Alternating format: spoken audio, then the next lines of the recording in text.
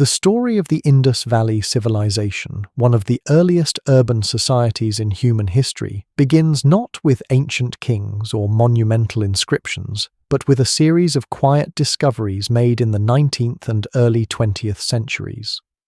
It is a story shaped by chance findings, persistent curiosity, and the slow realization that South Asia once hosted a civilization as advanced and expansive as those of Egypt or Mesopotamia.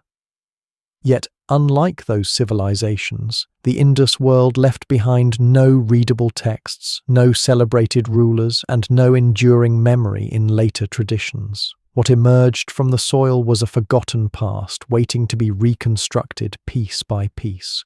During the mid-19th century, British surveyors working in northern India were mapping railways and cataloguing ancient remains.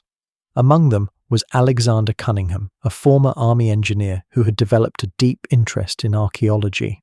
In the 1860s, Cunningham began noticing reports of large mounds near the town of Harappa, located in what is now Pakistan.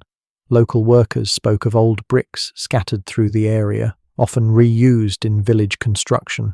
At that time, the understanding of early Indian history was still limited, and no one imagined that these bricks might belong to a Bronze Age city older than many classical civilizations. Cunningham visited Harappa and collected a few artifacts, including a small seal engraved with the image of a bull and some cryptic symbols. He documented them carefully in his reports, but without additional evidence, he concluded that Harappa might have been related to later historical cultures. The scale of the site, the age of the settlement, and the meaning of the script remained unknown. Still, his observations planted the earliest seeds of curiosity. Looking back now, it is clear that this was the first faint sign of a civilization that had been lost for millennia. For several decades after Cunningham's visit, Harappa received little attention. Archaeology in the Indian subcontinent at the time tended to focus on Buddhist and early Hindu remains, which were easier to date and interpret. The idea that an entirely separate Bronze Age civilization might be buried beneath the plains had not yet entered the scholarly imagination. As a result, the scattered clues remained unnoticed. That changed in the early 20th century when the Archaeological Survey of India, newly energized under the leadership of Sir John Marshall, began to expand its research efforts. Marshall was committed to systematic excavation and believed that India's early history had barely been explored. He encouraged younger archaeologists to investigate sites that had been overlooked in earlier surveys. One of those archaeologists was Daya Ram Sahni. In the 19-teens, Sahni began excavating Harappa more thoroughly. Layer by layer, he revealed foundations of long streets, large platforms, and carefully built brick walls. The structures were unlike those of later Indian periods. They were standardized, organized, and remarkably well planned. Sahni uncovered more seals with the same mysterious symbols that Cunningham had seen decades earlier. These discoveries hinted at a sophisticated culture, but the full picture was still incomplete. While Sahni worked at Harappa, another breakthrough was taking shape further south. In 1919, the archaeologist Rakaldas Banerjee was surveying ancient sites in the Sindh region when he came across what local people called the Mound of the Dead. The mound was enormous, with layers of brickwork exposed in places. Banerjee began excavating and soon realized that he was looking at the remains of a vast and carefully planned settlement. He identified large buildings, a complex layout of streets, and artifacts similar to those found at Harappa. This site later came to be known as Mohenjo-daro. Banerjee's findings were striking, but it was the connection between Mohenjo-daro and Harappa that truly shifted the understanding of South Asia's past. When the artifacts, bricks, and seals from both sites were compared, they showed unmistakable similarities. The seals bore the same undeciphered script. The bricks followed the same standardized ratios. The city layouts demonstrated comparable planning principles. These were not isolated settlements, but parts of a larger cultural world. In 1924, John Marshall made a formal announcement that transformed the field of archaeology. He revealed that Harappa and Mohenjo-daro belonged to an ancient civilization contemporary with those of the Nile and Mesopotamia. This revelation surprised scholars around the world. Until then, the earliest recognized civilizations had been located in the Middle East and Northeast Africa. The idea that South Asia had developed its own urban civilization on a similar scale was entirely new to most researchers. Marshall's announcement was based not on speculation but on clear archaeological evidence. The massive size of the cities, the uniformity of the script, and the advanced drainage and architectural systems all pointed to a highly developed society. This was not a minor regional culture, but a full-fledged urban civilization that had flourished long before the emergence of classical India. News of the discovery created excitement, but also many questions. Why had this civilization been forgotten? How had such a complex society arisen along the Indus River system? And perhaps most puzzling of all, who were the people who built these cities, and what happened to them? The answers were far from simple. One of the early challenges was dating the civilization. At first, some scholars assumed it belonged to much later historical periods, perhaps associated with early Buddhist or Vedic cultures. However, as excavation techniques improved and more artifacts were studied, a clearer timeline emerged. Pottery styles, comparative analysis with Mesopotamian artifacts, and eventually radiocarbon dating revealed that the Indus cities were thousands of years older than originally believed. Instead of being early historic sites, they turned out to be part of a Bronze Age world that reached its mature phase between roughly the 3rd and early 2nd millennia BCE. This dramatic shift in dating changed everything. It meant that the Indus Valley Civilization was one of the earliest examples of urban life anywhere in the world. The cities were built with remarkable efficiency. Straight streets, standardized bricks, complex drainage networks, and multi-room houses. Even more surprising was the scale of the civilization. As more sites were discovered, it became clear that this culture extended across an area larger than either ancient Egypt or Mesopotamia. The discoveries did not stop at Harappa and Mohenjo-daro. Over the next decades, archaeologists identified hundreds of additional sites across what are now Pakistan and India. Each new excavation added to the picture of a vast, interconnected civilization with shared cultural practices, trade networks, and technological achievements. The civilization's geographic reach showed that it was not limited to a few cities, but represented an entire cultural landscape. During these early years of excavation, one of the most puzzling features of the Indus world emerged: its script. The symbols carved onto seals and pottery were unlike any writing system known at the time. The inscriptions were short, often just a handful of characters, and no bilingual texts had been found to assist decipherment. Scholars from different fields proposed theories, but none could break the code. The mystery of the script became one of the defining features of the Indus civilization and remains unresolved even today. Meanwhile, the absence of monumental palaces or elaborate royal burials created another challenge. Many early civilizations, such as those in Egypt or Mesopotamia, left clear evidence of centralized rulers, religious temples, and hierarchical social systems. The Indus civilization, however, appeared to operate differently. Its cities were clean, orderly, and planned, but without grand displays of authority. This raised questions about how the society was governed and what kinds of institutions sustained urban life on such a scale. These questions sparked debates that continue among archaeologists and historians. The early 20th century archaeologists who uncovered these sites were deeply aware of the magnitude of their discoveries. John Marshall wrote that the Indus cities represented a civilization neither of Mesopotamia nor Egypt, but something entirely Indian in origin. His statement carried a sense of wonder and recognition that South Asia's past was far richer and more complex than previously understood. However, the work was not without obstacles. Limited funding, political changes, and environmental challenges slowed progress. Many of the structures at Mohenjo-daro, for example, were threatened by rising groundwater and erosion. Despite these difficulties, archaeologists continued to document the sites meticulously, preserving as much information as possible for future research. To understand how the Indus Valley Civilization eventually emerged, we must travel far back in time, long before the rise of its great cities. The story begins with small communities of early farmers who learned to settle, cultivate crops, and reshape their environment. Their world was simple compared to the vast urban landscape that would appear millennia later, yet the foundations they laid were essential. Without these first farming villages, the later achievements of the Indus civilization would never have taken shape. Archaeologists point to Mehrgarh, located in the foothills of the Bolan Pass in present-day Pakistan, as one of the earliest major farming settlements in South Asia. Excavations at Mehrgarh reveal that people lived there as early as the 7th millennium BCE. These early inhabitants were among the first in the region to shift from a lifestyle based on hunting and gathering to one centered on agriculture and herding. Instead of roaming across the land in search of food, they built permanent homes, cultivated wheat and barley, and domesticated animals such as cattle, goats, and sheep. This shift to settled life did not happen overnight.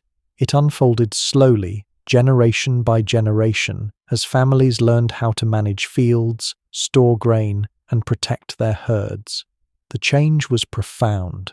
Farming required planning, cooperation, and the ability to read the rhythms of nature. It encouraged people to invest in their homes and communities since they now lived in one place year after year. Over time, these early decisions created stable villages with increasingly sophisticated ways of life. Mehrgarh's excavations show that the people there developed skills far more advanced than simple farming. They produced pottery, crafted beads from precious stones, and worked with copper. They also built houses using mud bricks, created storage pits for grain, and shaped tools with impressive precision. These early craft traditions hint at the beginning of specialization. Some individuals likely spent more time creating tools or ornaments, while others focused primarily on farming or herding. This division of labor laid the groundwork for the later complexity seen in urban societies. As the centuries passed, the farming lifestyle spread across the region. Communities appeared along rivers, foothills, and plains stretching from Baluchistan to the Indus and Ghaggar-Hakra river systems. Each community adapted to its environment. Some relied heavily on agriculture, while others combined farming with fishing, herding, or gathering wild plants. Despite differences, a shared pattern emerged. People began living in permanent settlements with similar forms of pottery, tools, and architecture. What drove these early communities toward greater complexity? Part of the answer lies in their environment. The northwestern region of South Asia offered fertile land, access to water, and rich biodiversity. Seasonal rivers and floodplains allowed farmers to grow crops more reliably than in rugged highlands or arid deserts. As food production increased, populations gradually grew. A larger population created new pressures. Villages expanded, households multiplied, and people needed better systems to manage land, labor, and resources.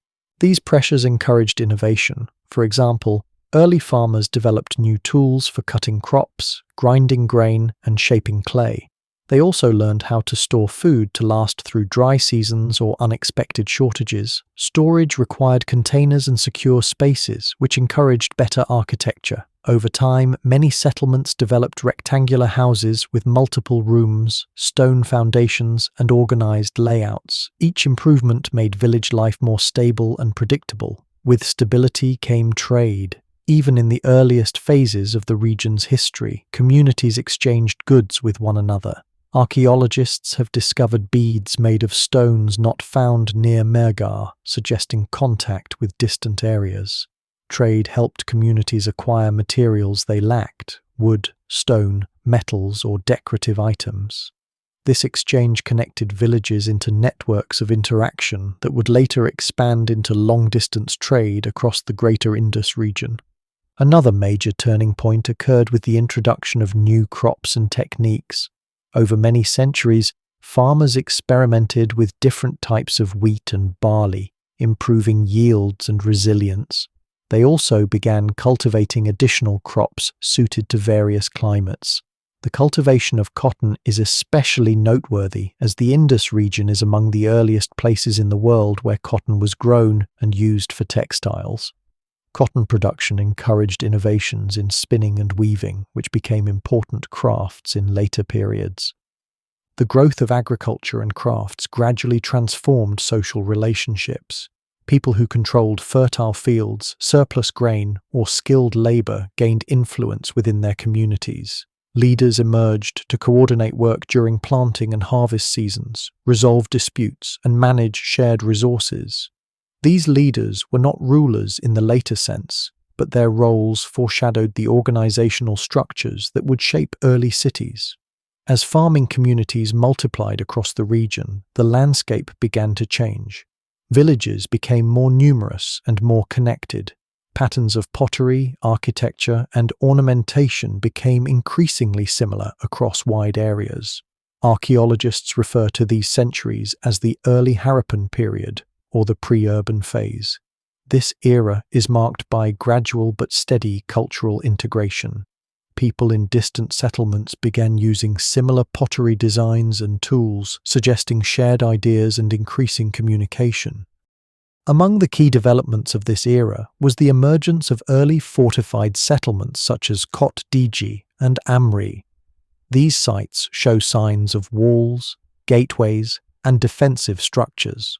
Their existence suggests that some communities felt the need to protect themselves, perhaps against competing groups or to control valuable resources.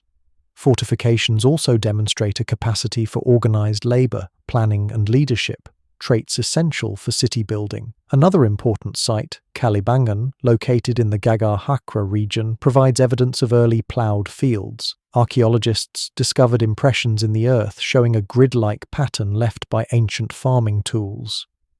This discovery is significant because it shows that early farmers developed systematic methods for preparing land and managing crops. Organized agriculture, in turn, supported larger populations and encouraged the expansion of settlements. During this same period, symbols began to appear on pottery, tools, and small objects. These early markings resemble the symbols that would later form the Indus script.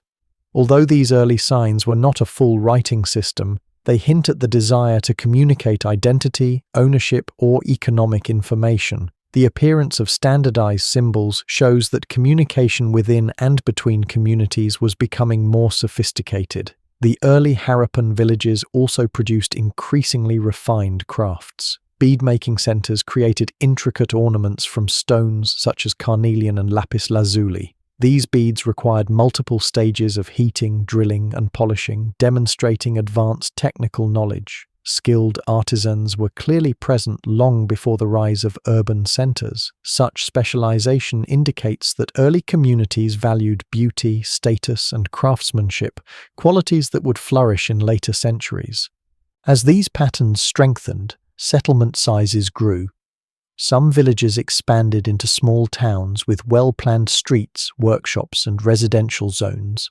The layout of these towns shows that early planners were thinking carefully about how people lived and worked. Straight streets, standardized bricks, and careful alignment of structures suggest experimentation with ideas that later shaped Indus city planning. A key factor behind this growing complexity was the region's geography. The river valleys of the Indus, Ravi, Sutlej, and Gagar-Hakra offered fertile land and seasonal flooding that enriched the soil. Communities learned to take advantage of these cycles while adapting to environmental challenges such as changing river courses. Their resilience helped build stability, and stability helped support innovation. Over time, some settlements became centers of influence, drawing people from smaller villages. These growing hubs created the conditions for cultural uniformity. People adopted similar ornaments, pottery styles, and tools, reinforcing shared identity across large distances. Long before the rise of Harappa and Mohenjo-daro, this cultural zone was already taking shape. Still, many questions remain. Why did certain regions develop faster than others? What ideas or leadership styles encouraged cooperation on such a large scale? Archaeologists continue to debate these points, but one conclusion is clear. The move from farming villages to complex societies was gradual and shaped by many interconnected factors. Climate may have played a role as well. During parts of the early and mid-Holocene period, monsoon patterns supported fertile landscapes that favored agriculture. Reliable water helped communities grow and experiment with new ways of organizing life. Later climate changes would challenge these systems, but during the early phases, the environment offered opportunities that early farmers learned to seize. As early farming communities expanded across the northwestern subcontinent, a new stage in their development began to unfold. Villages that had been modest and loosely organized started to change in scale, layout, and complexity. By the 4th millennium BCE, several settlements were evolving into what archaeologists call proto-cities. These were not yet full urban centers, but they displayed clear signs of increased coordination, planning, and social organization. This period, often referred to as the early Harappan or the Ravikot-Digi phase, marks the crucial bridge between simple agrarian villages and the later grandeur of the Indus Valley Civilization. One of the most striking features of this transformation is the appearance of fortified settlements. Sites such as Kot-Digi, Amri, and others developed defensive walls, gateways, and elevated platforms. These features reveal careful planning and investment of communal labor. Constructing large fortifications required the gathering of materials, shaping of bricks, and collective decision-making about layout and purpose. Such tasks would have been impossible without leadership and cooperation among community members. Kot-Digi, located near the Indus River in present-day Pakistan, offers a clear example. Excavations show that its inhabitants built a massive wall around the settlement using carefully shaped mud bricks. The wall enclosed residential areas, storage zones, and workshops. Behind these fortifications, people lived in houses arranged along planned streets. Although these roads were simpler than the later grid systems of mature Harappan cities, they still show an intentional design not seen in earlier phases. At Amri, a similar pattern appears. Here, too, people constructed fortifications and developed distinct layers of occupation. Each phase of rebuilding reveals improvements in architecture, pottery techniques, and community planning. These changes did not happen abruptly. They reflect a gradual strengthening of social structures and a growing sense of shared identity among residents. People were investing in their settlements with the expectation that they would endure for generations. This expectation of longevity is important. Once communities commit to permanent defensive structures and planned layouts, it suggests an awareness of external pressures or internal needs for regulation. The reasons for this shift remain debated. Some scholars propose that population growth created competition over land and resources, encouraging villages to protect their boundaries. Others suggest that fortified centers served economic functions, controlling trade routes or acting as hubs for specialized production. Regardless of the exact cause, the result was the same. Settlements were becoming more complex, more organized, and more interconnected. Alongside architectural changes, material culture across these regions became increasingly standardized. Pottery styles that once varied significantly from village to village began to converge. Archaeologists observe shared motifs, shapes, and methods of firing pottery across vast areas. This suggests that ideas, techniques, and possibly artisans themselves were moving between settlements. Even simple household items were becoming part of a broader cultural system. Stone tools also became more uniform. Blades, scrapers, and drills show similar patterns of production. The widespread use of carnelian beads, crafted through multiple stages of heating and drilling, demonstrates growing specialization. Bead workshops likely existed in several early settlements, each producing items that were traded or exchanged over long distances. Such specialization marks an important step toward economic complexity. In the Ravi phase at Harappa, some of the earliest symbols resembling the Indus script began to appear. These were not full inscriptions, but isolated marks on pottery and small objects. Their purpose remains uncertain, but they may have been used to identify ownership, note quantities, or mark goods for trade. The presence of these signs indicates that people were developing methods for recording information and managing economic activities. Writing, or at least symbolic notation, was beginning to take shape. Harappa itself, though still far from the vast metropolis it would later become, played a significant role in this transitional period. Its early phases show expanding settlement areas, craft activity, and increasing interaction with neighboring sites. As pottery and tools became standardized, Harappa emerged as one of the key centers contributing to this cultural integration. The fact that similar cultural features appear across distant regions suggests that people were part of interconnected networks rather than isolated communities. Kalibangan, another important settlement, reveals evidence of early planning in its layout. Its houses and streets show a degree of organization that reflects an understanding of how people moved through shared spaces.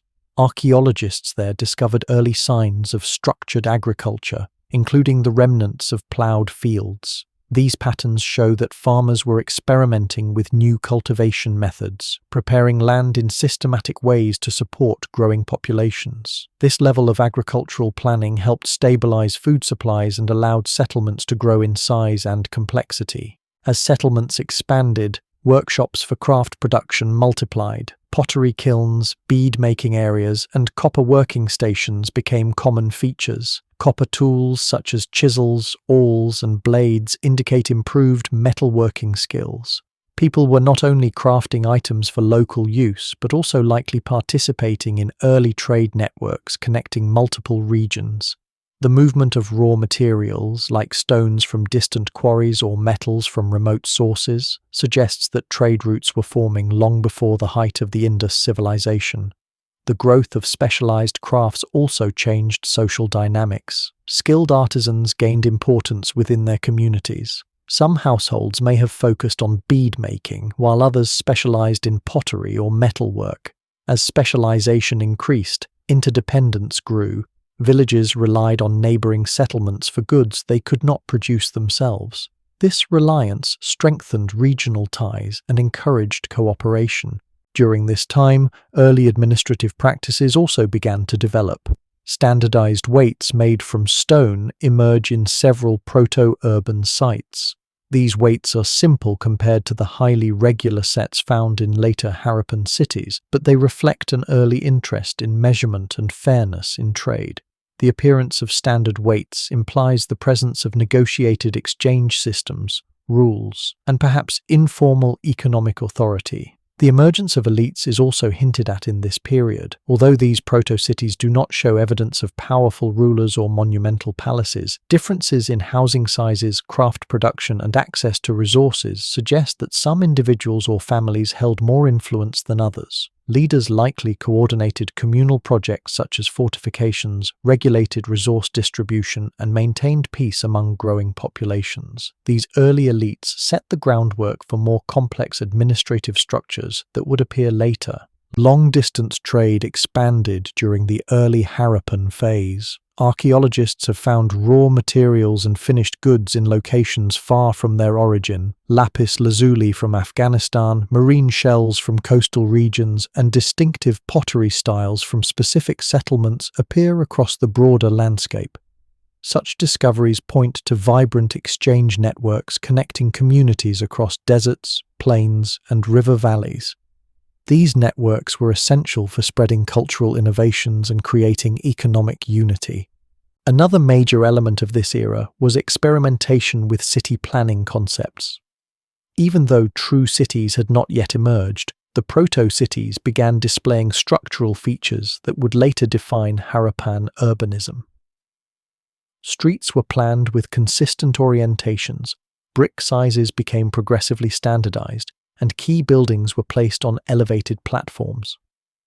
These developments show that early planners were exploring ways to organize urban space efficiently.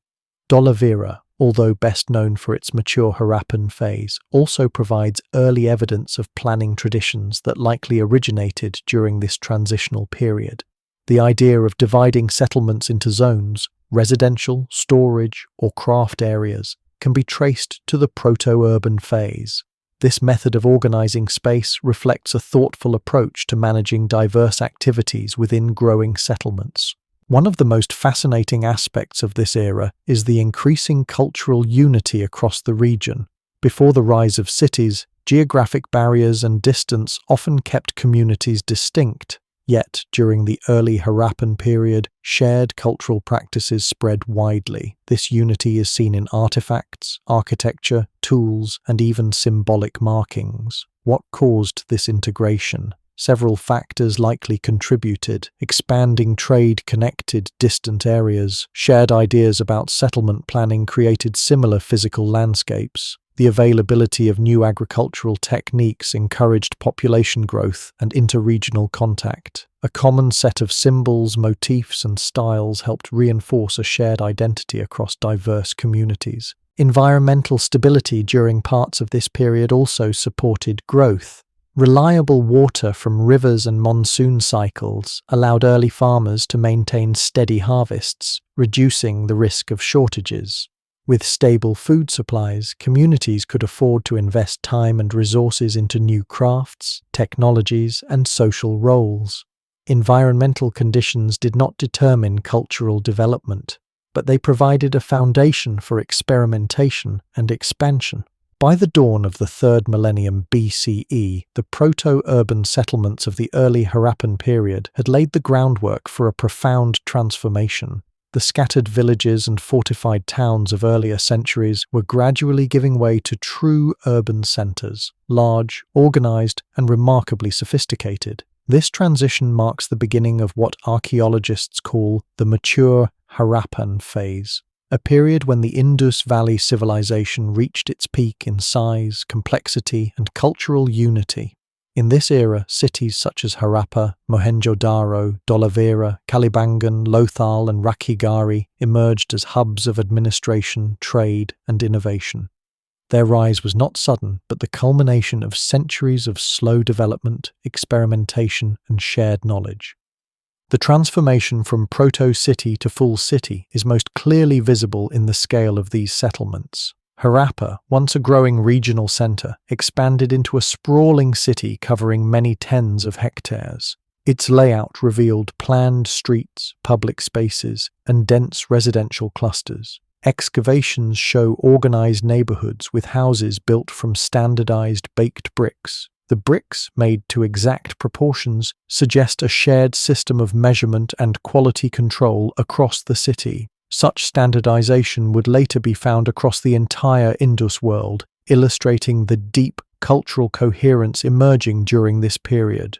Mohenjo-daro, located farther south along the Indus River, stands as one of the most impressive cities of the ancient world. Its scale, complexity, and engineering marvels have astonished archaeologists since the early 20th century. Built on raised platforms to protect against seasonal floods, Mohenjo-daro featured broad streets aligned along cardinal directions. Residential blocks, workshops, wells, and monumental structures filled the city. The planning principles seen here, orderly streets, consistent brick sizes, advanced drainage, would become defining features of the mature Harappan phase.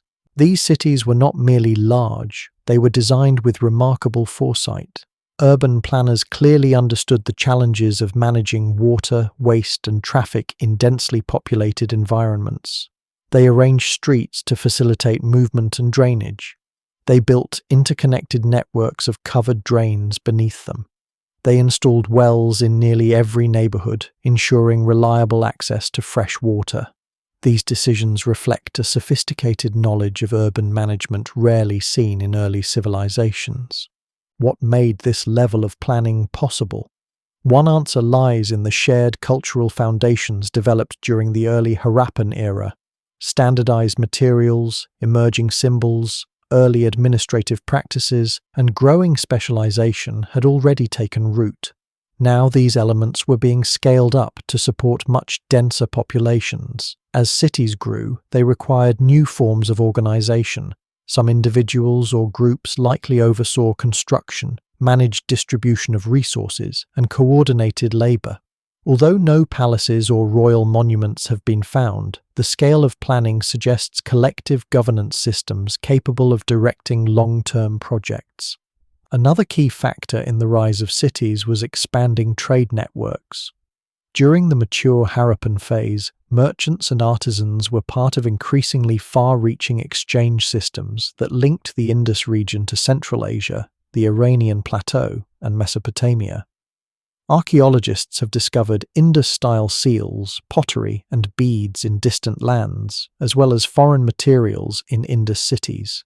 These exchanges were not occasional, but consistent, reflecting organized routes and well-established commercial relationships. The wealth generated through trade supported urban growth and encouraged settlements to specialize in particular crafts or industries.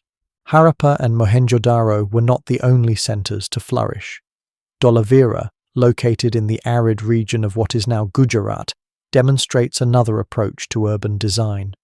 Built on an island surrounded by seasonal streams, Dholavira was organized into zones separated by massive walls and gateways. Its builders created a sophisticated water management system using reservoirs, channels, and dams to capture and store scarce rainfall. This ingenuity allowed a large population to thrive in a challenging environment. Dholavira's layout also included wide ceremonial avenues, large open spaces, and an inscription made from giant signs that remains one of the most intriguing artifacts of the Indus world. Kalibangan, situated along the Ghaggar-Hakra river system, grew into a major town with two distinct areas, a fortified citadel and a lower town. Excavations reveal evidence of urban planning, fire altars, and unique pottery styles. The city's carefully aligned houses and streets show that urban design was not restricted to the largest centers, but was becoming a hallmark of Harappan culture. At Kalibangan, archaeologists also found early traces of structured ritual activity, suggesting that religious or ceremonial life was integrated into the fabric of the city. Farther south, Lothal emerged as one of the most important coastal cities of the civilization. Located near the Gulf of Kambat, Lothal developed into a major port with a basin often described as a dockyard. Whether or not it functioned as a true dock, it indicates that maritime trade was a regular part of life. Lothal's artisans produced beads, ornaments, and other goods that circulate widely in the archaeological record. The city's strategic location gave it access to overseas routes connecting the Indus world to the Persian Gulf and beyond. Rakhigarhi, which is among the largest known sites of the civilization, also flourished during this period. Though not yet fully excavated, the uncovered areas suggest an extensive settlement with complex layout and multiple mounds. Its size indicates that urbanism was not limited to the Indus River basin but extended deep into the plains of Haryana. Rakhigarhi's development suggests that multiple regional centers contributed to the cultural unity of the Indus world. While each city had distinct features shaped by geography, climate, and local traditions, they all shared common elements that define the mature Harappan phase. These include standardized bricks, weights, pottery styles, tools, and symbols. The shared cultural identity across such a vast area is unprecedented in the ancient world. It suggests either strong inter-regional ties or a cultural framework that encouraged cooperation and communication. Yet there is no clear evidence of kings, empires, or dominant military powers enforcing this standardization. Instead, the unity appears to have come from shared values, economic integration, and perhaps federated forms of governance. One of the most remarkable achievements of these cities was their mastery of water management. Mohenjo-daro's wells, platforms, and drains illustrate a deep understanding of hygiene and public infrastructure. Harappa's reservoirs and waste systems show similar priorities. Dholavira's water structures stand as some of the earliest large-scale hydraulic systems anywhere in the world. These developments were not luxuries. They were essential in environments with unpredictable rivers, seasonal floods, or limited rainfall. The ability to control water helped stabilize urban life and enabled cities to grow sustainably. Urban architecture also reveals aspects of Harappan culture that set it apart from other ancient civilizations. Houses often had courtyards that offered light, air, and privacy. Many homes contained bathing areas, suggesting a cultural emphasis on cleanliness. Workshops were often integrated into residential zones, showing that domestic and economic activities were closely linked. These features reflect a civilization that valued order, comfort, and functional design. Another defining feature of mature Harappan cities was their craft production.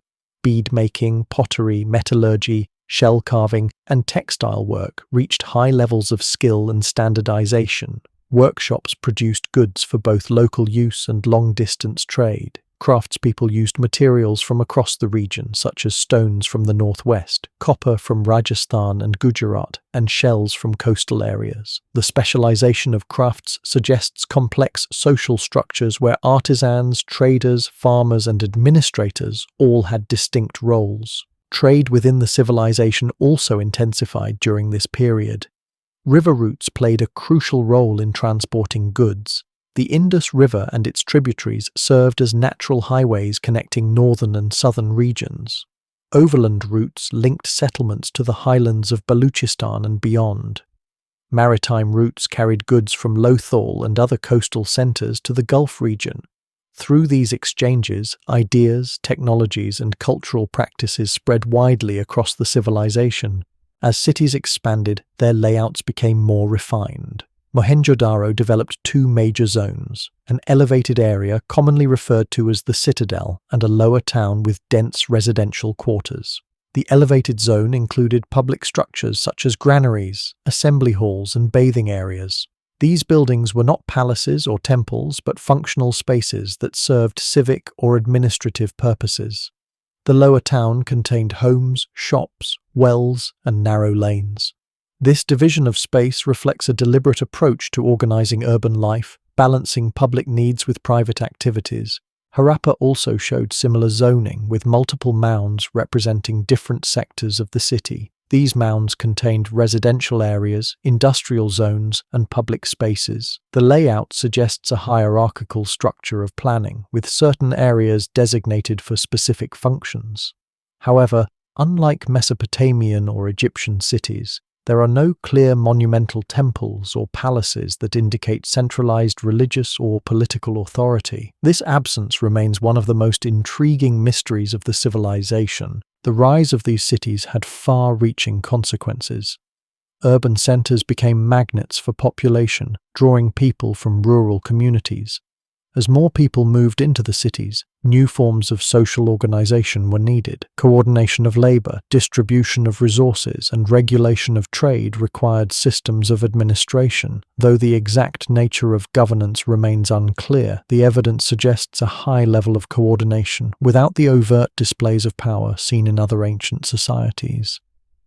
As the cities of the mature Harappan world rose across the Indus region, they revealed an extraordinary feature that set this civilization apart from many others of the ancient world: deliberate, systematic urban planning. These were not settlements that grew haphazardly over generations. Instead, they were organized with care, precision, and an attention to detail that reflected deep social coordination. The story of Harappa, Mohenjo-daro, Dholavira, and their peers is not only about impressive architecture, but about the unseen systems, governance, infrastructure, and civic order that supported daily life for thousands of inhabitants. One of the most striking elements of mature Harappan cities is their grid-like layout. Streets intersect at right angles, creating rectangular or square city blocks. This type of planning requires foresight, measurement, and a shared understanding of spatial order. It also suggests that planning began before construction, indicating long-term thinking rather than spontaneous growth. In Mohenjo-daro, for example, the main streets are notably broad, allowing for movement of people, carts, and goods. Smaller lanes branch off into residential clusters, creating neighborhoods within the wider urban fabric. This planning was not limited to a single city.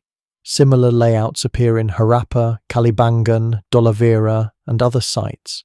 The consistency across such a vast region points to shared architectural principles. Yet, there is no evidence of a central authority enforcing these standards through conquest or decree. This raises a major question. How did so many cities develop similar systems without clear signs of kingship or empire? A key to this puzzle lies in the civic infrastructure, especially the management of water and waste. The Harappans were advanced engineers. Their cities contained extensive drainage networks made from baked brick conduits running beneath the streets. Many drains were covered with removable slabs, allowing them to be cleaned when necessary. This system prevented waterlogging, controlled waste, and maintained hygiene in dense urban environments. Such investments in public works reflect a society that prioritized communal health and order. Mohenjo-daro's drainage network stands out as one of the earliest known examples of planned sanitation in the world. Houses often had private bathing areas connected directly to these drains. The widespread presence of bathing spaces suggests cultural values associated with cleanliness and daily hygiene. While other civilizations built monumental temples or grand royal tombs, the Harappans built infrastructure that served everyday needs. This difference speaks to their social priorities and philosophical outlook. Water supply was another major achievement. Most houses had their own wells, built with carefully shaped bricks arranged in circular patterns. The density of wells indicates a desire for household-level water independence. In Mohenjo-daro, numerous wells provided fresh water even during dry periods. These wells were public or private assets, but access seems to have been widespread. The availability of water close to home reduced the burden on families and made urban living practical. Dholavira, located in a harsh, semi-arid region, took water engineering even further. The city's planners built a series of enormous reservoirs carved from stone and earth. Channels directed rainwater into these reservoirs during seasonal monsoons. The design captured every possible drop in a landscape where water scarcity posed constant challenges. The size and sophistication of Dholavira's system indicate coordinated planning on a large scale. Without such engineering, sustaining a city of its size would have been impossible. The Harappans approached architecture with a consistent use of standardized materials, particularly their bricks. Baked bricks appear in many cities, each made to uniform proportions.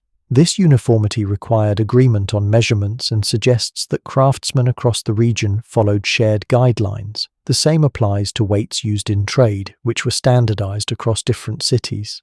These tools ensured fairness and order in economic transactions. For such standards to exist, some form of governance must have been in place.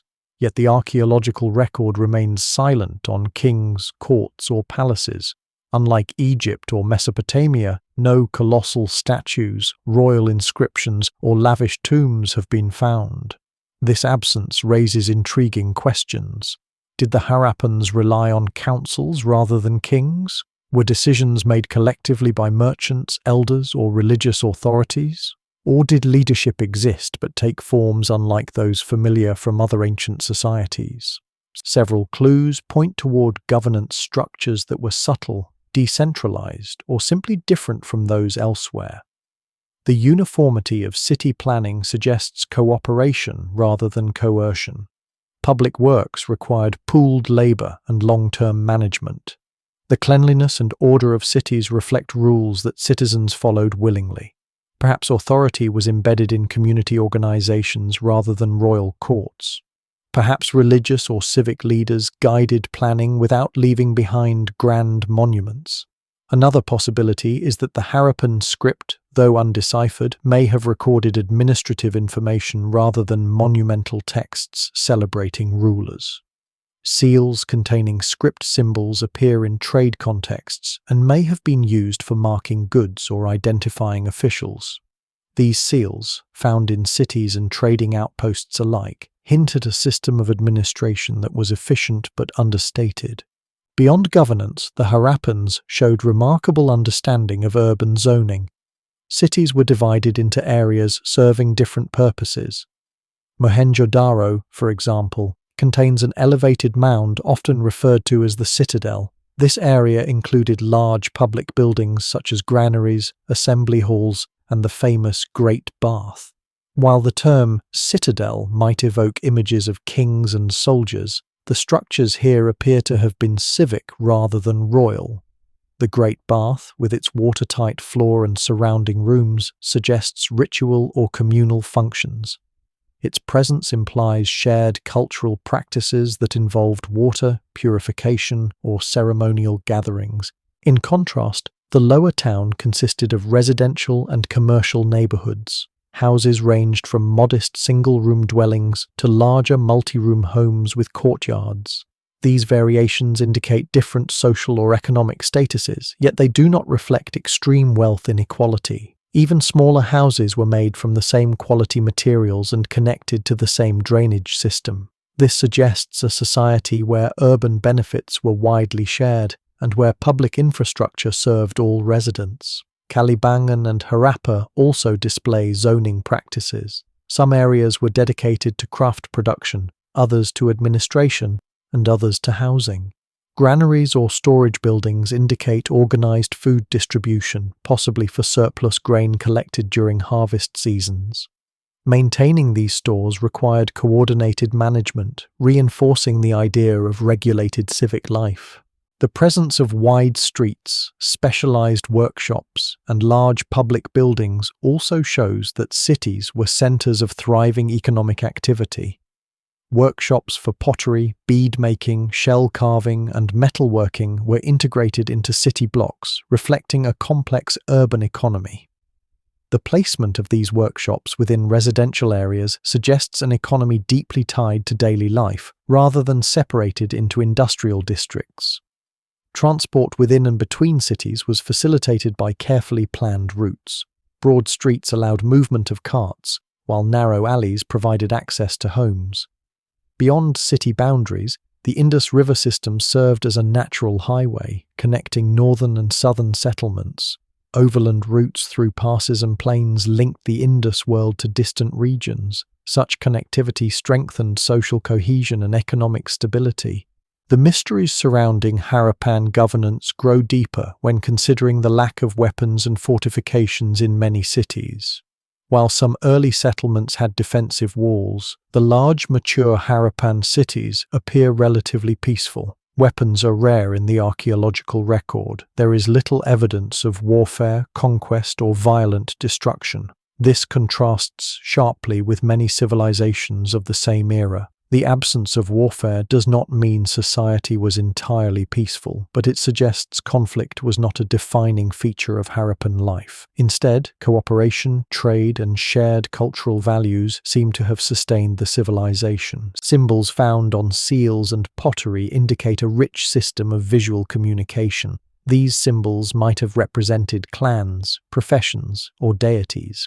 Their consistent use across cities suggests shared meanings that helped maintain a unified cultural identity. Though the script remains unreadable, its widespread presence implies an organized method of administration. Perhaps scribes managed records of trade, production, or civic duties. Another clue to governance lies in the careful regulation of urban life. The standardized brick sizes, street orientations, drainage systems, and zoning patterns indicate that rules were followed across generations. Builders and craftsmen adhered to shared practices, suggesting long-term transmission of knowledge through apprenticeships or guild-like organizations. These forms of social organization can function without powerful rulers by relying on collective norms and traditions. In Dholavira, the city's layout reveals boundary walls dividing it into distinct sectors. This segmentation may reflect administrative divisions. It suggests that different groups or institutions were responsible for different parts of the city. The presence of large ceremonial spaces hints at public gatherings, rituals, or assemblies that reinforced community bonds. The planning principles of the Harappans were not only practical, but also aesthetically thoughtful. Cities reflect balance, symmetry, and order. The alignment of streets, the placement of public buildings, and the harmony of architectural forms suggest an appreciation for beauty and proportion. This blend of practicality and aesthetics shows a sophisticated understanding of urban life. The great cities of the Indus Valley did not rise through architectural genius alone. Their strength and longevity rested on a powerful economic foundation built from agriculture, specialized crafts, and vibrant trade networks that extended across thousands of kilometers. These forces sustained urban life, supported population growth, and tied together communities separated by vast distances. In this section, we explore how the mature Harappan economy developed into one of the most efficient and interconnected systems of the ancient world. At the heart of this economy was agriculture. The Indus region benefited from fertile floodplains nourished by rivers such as the Indus, the Ravi, the Sutlej, and the Ghaggar-Hakra. Seasonal floods deposited rich silt, creating soil ideal for cultivating crops. Farmers grew wheat, barley, peas, sesame, and dates, forming a diverse agricultural base that ensured food security. They also cultivated cotton, one of the civilization's most distinctive contributions to world history. The Indus people are among the earliest known communities to spin, weave, and dye cotton textiles, an innovation that would later spread widely across Asia. Agriculture in the Indus world involved careful planning and cooperation. Farmers needed to manage land, water, and labor efficiently. Although the civilization lacked the massive irrigation canals seen in Mesopotamia, it relied on smaller-scale water management strategies, including wells, seasonal channels, and the use of floodwater. The stability of the monsoon, especially during the earlier stages of the civilization, contributed to consistent harvests. When rains were favorable, farmers produced surpluses that could support urban populations and long-distance trade. The storage and distribution of agricultural surplus played a crucial role in the economy. Cities contained large granary structures, though their exact function remains debated. Whether these buildings stored tribute, communal grain, or commercial goods, they indicate a high level of organization. The ability to manage surplus ensured that urban centers could withstand seasonal shortages, droughts, or environmental fluctuations. Beyond agriculture, craft production formed another pillar of the Harappan economy. The civilization's artisans created objects of exceptional precision and beauty. Beadmaking, in particular, reached a level of expertise unmatched in many ancient cultures. Craftspeople worked with carnelian, lapis lazuli, steatite, shell, and faience, shaping these materials into beads through complex stages of heating, drilling, and polishing. Workshops dedicated to bead production have been found in cities such as Lothal and Mohenjo-daro, revealing the importance of this craft in local and international trade. Metalworking was also highly developed. The Harappans used copper, bronze, gold, and silver to create tools, ornaments, and ritual items. Although they did not produce large bronze statues like those found in Mesopotamia, they crafted small figurines, mirrors, blades, saws, and chisels with great skill. Copper was sourced from regions such as Rajasthan and Baluchistan, showing that long-distance procurement networks supported industrial activities.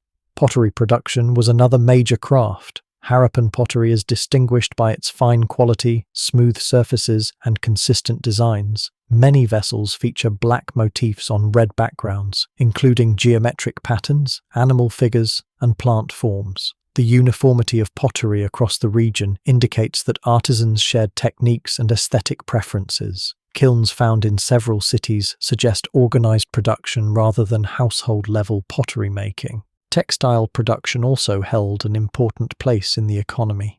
Cotton threads and impressions of woven cloth have been found at multiple sites. The Harappans likely produced a range of garments, though few have survived due to the region's climate.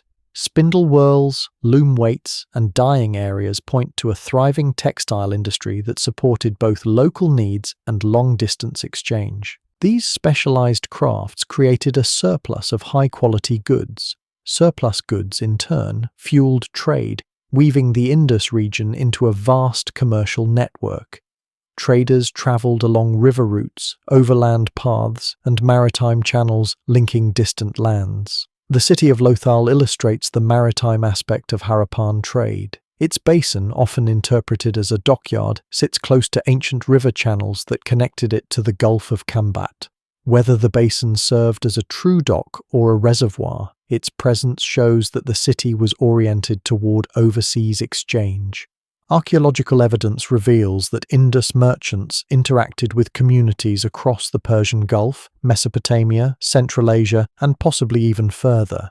Mesopotamian texts refer to a distant land called Meluha, widely believed to represent the Indus region. They describe Meluhan goods such as timber, ivory, beads, and textiles entering Mesopotamian ports. Some documents even mention Meluhan interpreters, hinting at the presence of Harappan merchants living abroad. Indus seals discovered in Mesopotamian cities provide more direct proof of contact. These seals, carved with animal motifs and inscribed with the undeciphered script, likely served as markers of ownership, identity, or trade contracts. Their presence in foreign lands indicates that Harappan traders were active participants in regional commerce and that their goods were respected and desired. Trade within the Indus region was equally dynamic. The exchange of raw materials and finished goods connected inland cities with coastal ports, highland settlements with riverine markets, and small villages with major urban centers. For instance, lapis lazuli from Afghanistan travelled through trade routes to Harappan cities, where artisans shaped it into beads for both local use and export. Shells from coastal areas reached inland workshops, where craftspeople carved them into bangles and ornaments. Copper travelled from Rajasthan to cities where metalworkers transformed it into tools and jewellery. This interconnected economic system relied on standardized weights and measures. Harappan weights were made from stone and followed a consistent ratio system. Their uniformity across different regions suggests shared commercial standards. These standards enabled traders to conduct business fairly and efficiently, reducing disputes and ensuring trust across long distances. Although the exact governing authority behind this standardization remains unknown, its existence speaks to well-coordinated economic regulation. Agricultural surpluses and craft specialization also shaped social structures. The ability to produce more food than a household required allowed some individuals to pursue full-time craft or trade work. Over time, this led to occupational differentiation. Artisans, traders, administrators, farmers, and laborers formed interconnected roles within the urban economy. While social stratification existed, it did not manifest in monumental inequality as seen in other civilizations. Instead, material remains suggest a society where many people enjoyed access to basic resources, housing quality, and civic amenities. Animal husbandry supported both agriculture and trade. Herds of cattle, buffalo, goats, and sheep played essential roles in daily life. Cattle were prized for their strength, helping farmers plow fields and transport goods. Sheep and goats provided wool, meat, and milk. Water buffalo thrived in wetlands and contributed to agricultural labor. Animal figurines found in archaeological contexts reflect the importance of livestock, both economically and culturally. Fishing and riverine resources also contributed to the economy. Communities along riverbanks used nets, hooks, and boats to harvest fish and other aquatic resources. Although these activities may seem small compared to large-scale agriculture and trade, they supported local diets and economies, especially in regions where rivers played a central role. One of the most remarkable features of the Harappan economy is how smoothly its components work together. Agricultural surpluses fed urban populations. Specialized crafts created goods for local use and trade. Commercial exchanges brought in materials that artisans transformed into valuable products. Cities acted as hubs, distributing goods across the region and beyond. Standardized weights ensured fairness. Infrastructure supported production, transport, and daily life. The entire system functioned with an efficiency that astonished modern researchers. Despite this complexity, the Harappan economy displayed notable resilience. While external trade contributed to prosperity, the civilization did not depend solely on foreign markets.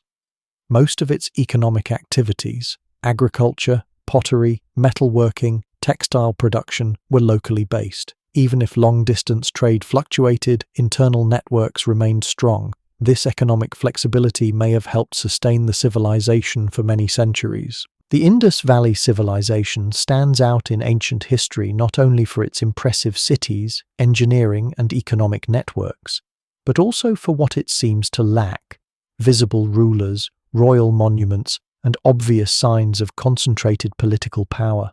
Civilizations of similar scale in Egypt, Mesopotamia, and China feature grand palaces, carved statues of kings, and elaborate tombs that glorify elite authority. In contrast, the Indus world leaves behind a quieter archaeological footprint. Social order existed, this is clear from the planning and uniformity of its cities, but it took a form unlike those of many early states. Understanding how this society functioned without dramatic expressions of power gives us insight into its unique character. The first clues about social structure come from the layout of Harappan cities.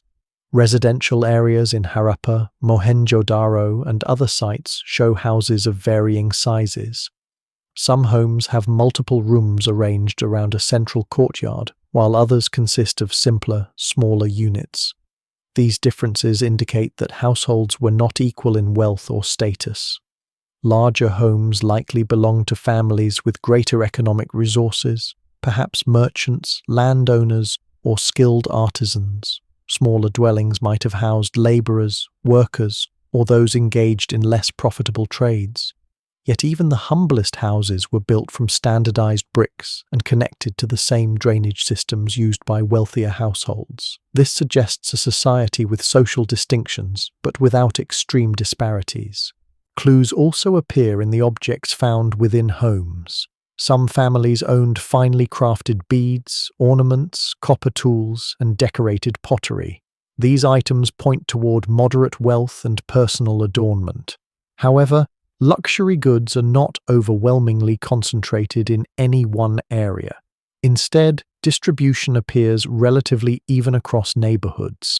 This pattern contrasts sharply with societies where elites accumulate exotic items or store wealth in elaborate graves. Speaking of graves, burial practices offer another important window into Harappan society. In many ancient civilizations, tombs reveal the status of individuals through lavish offerings, precious metals, or monumental structures. But Harappan burials are remarkably simple. People were typically interred in modest pit graves with minimal offerings, perhaps a few pottery vessels or personal ornaments. The absence of grand tombs suggests that the Harappans did not display power or wealth through funerary practices. Their spiritual or cultural beliefs may have emphasized equality in death or discouraged ostentatious displays. This does not mean that elites did not exist. Instead, their authority may have been expressed in subtle institutional ways rather than through monuments. Leadership might have been distributed among councils, guilds, or community elders. The scale of urban planning and infrastructure projects indicates strong administrative coordination, but this coordination did not produce visible symbols of rulers. Perhaps authority was tied to communal responsibilities rather than centralized rule. Workshops and craft areas provide further insight. In cities like Lothal and Mohenjo-daro, specialized zones were dedicated to bead making, metalworking, shell processing, and pottery production. These industries required skilled labor and organizational oversight.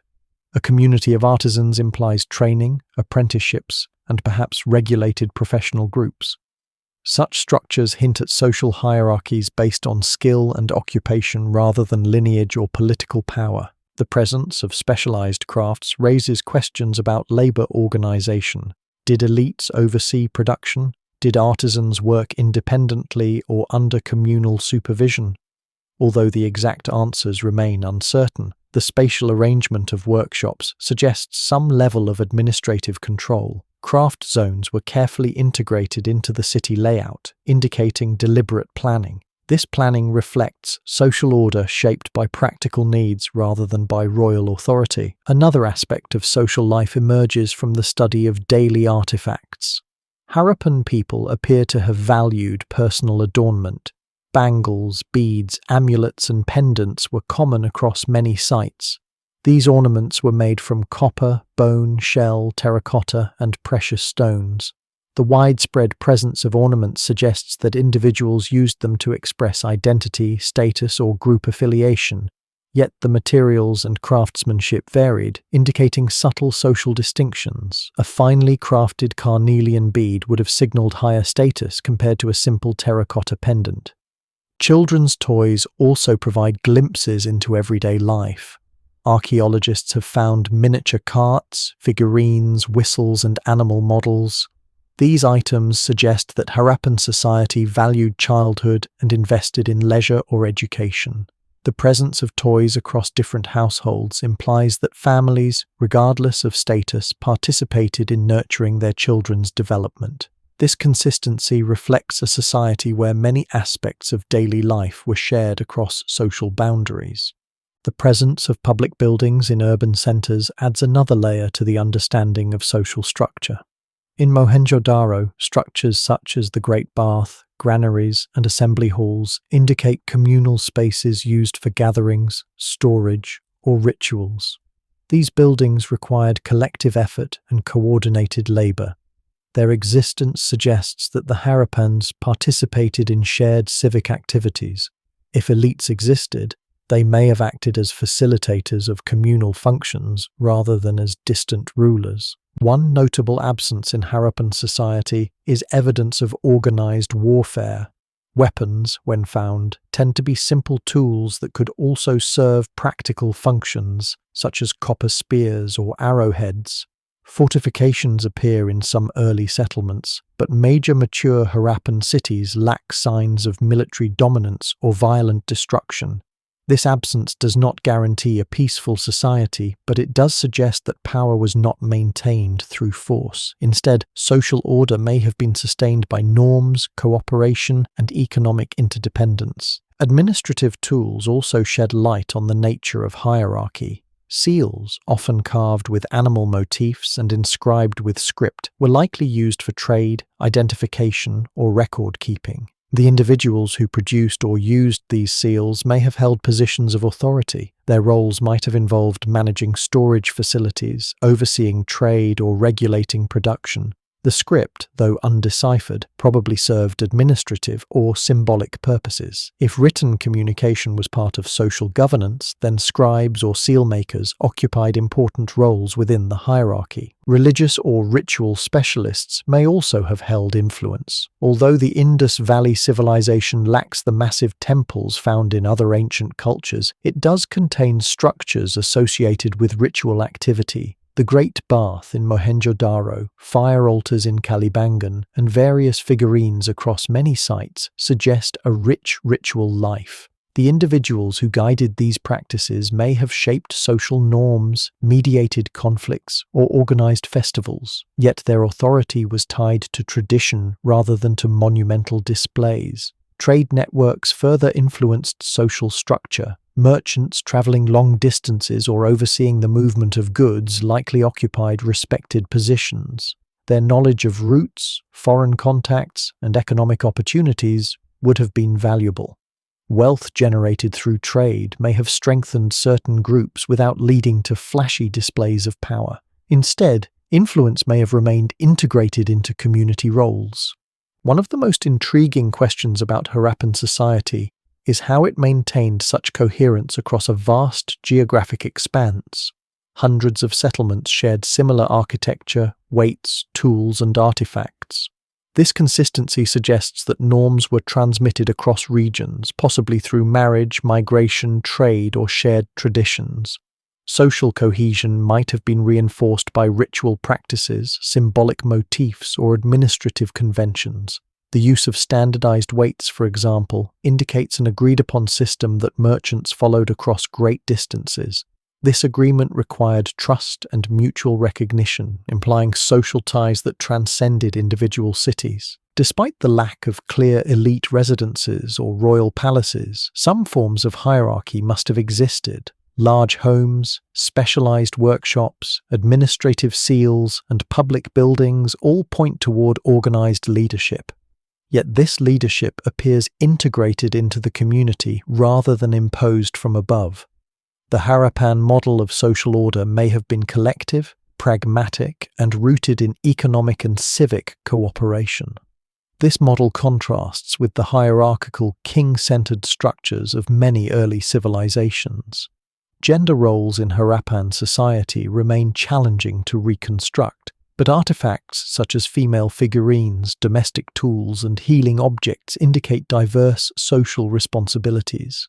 Some scholars interpret certain figurines as representations of motherhood or fertility, though interpretations remain uncertain. These artifacts nonetheless remind us that women played central roles in households, crafts, and social life. Understanding the religious life of the Indus Valley Civilization is one of the most challenging tasks for historians and archaeologists. Unlike ancient Egypt or Mesopotamia, the Harappans left behind no deciphered texts, no readable hymns, and no monumental temples carved with stories of gods and kings.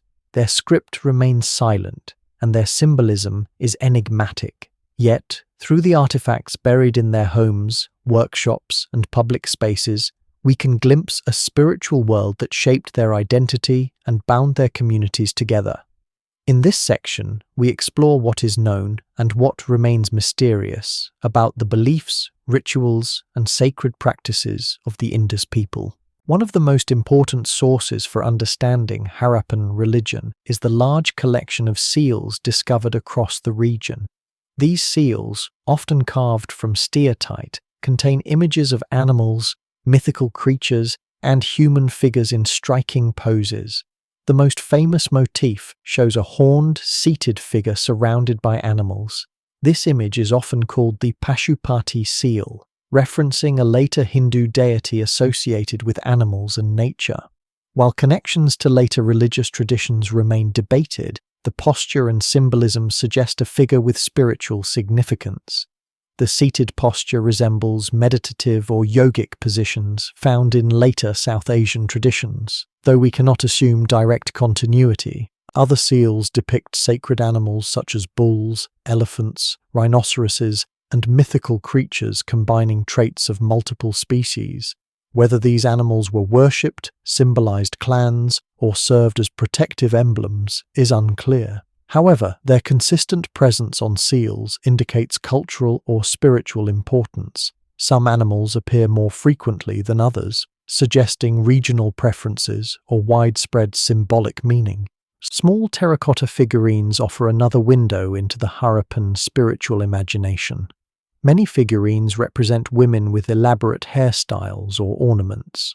Some have been described as mother goddess figures due to their exaggerated features, which recall fertility symbols found in other ancient civilizations.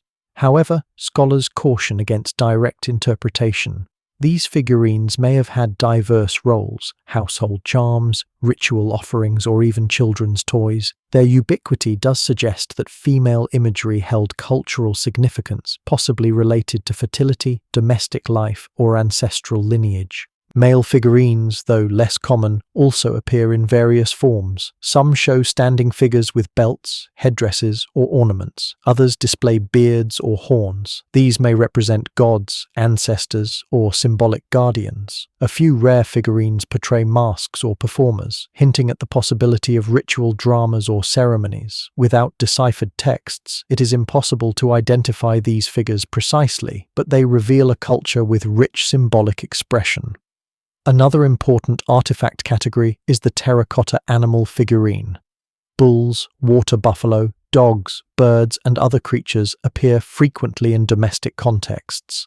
Some figurines have moving heads or wheels, suggesting that they served both as toys and symbolic objects. The prominence of bulls, in particular, may reflect agricultural importance or spiritual reverence. Bulls appear on seals, figurines, and pottery motifs, suggesting a connection between daily life and symbolic meaning.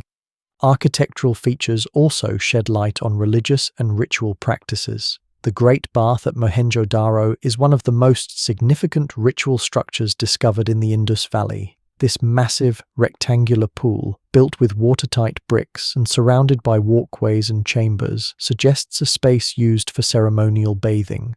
Water has held sacred significance in South Asian traditions for thousands of years, often associated with purification, blessing, or renewal. The Great Bath's size and quality indicate communal rituals that may have involved washing before ceremonies or participating in collective purification rites. Other ritual spaces include fire altars found at Kalibangan.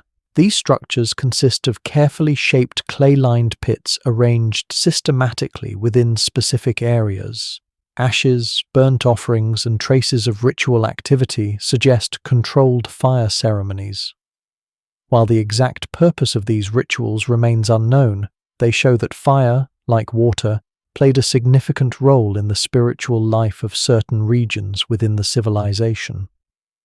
In Dholavira, the presence of large ceremonial grounds and an inscription composed of giant signs indicates public gatherings, announcements, or ritual events. The signs themselves, although undeciphered, suggest messages of symbolic or ceremonial significance. Dholavira also features unique structures such as stone platforms and open arenas, hinting at public performances, communal worship, or civic rituals. Pottery motifs provide additional clues. Some vessels feature sacred trees, animals, or geometric patterns that may have held symbolic meaning. Certain motifs appear repeatedly, suggesting shared cultural beliefs. The peepal tree, for example, appears in multiple contexts, carved on seals and painted on pottery. Later, Indian traditions associate the peepal tree with spirituality, meditation, and life. Whether the Harappans held similar beliefs remains uncertain, but the tree's recurring image implies reverence.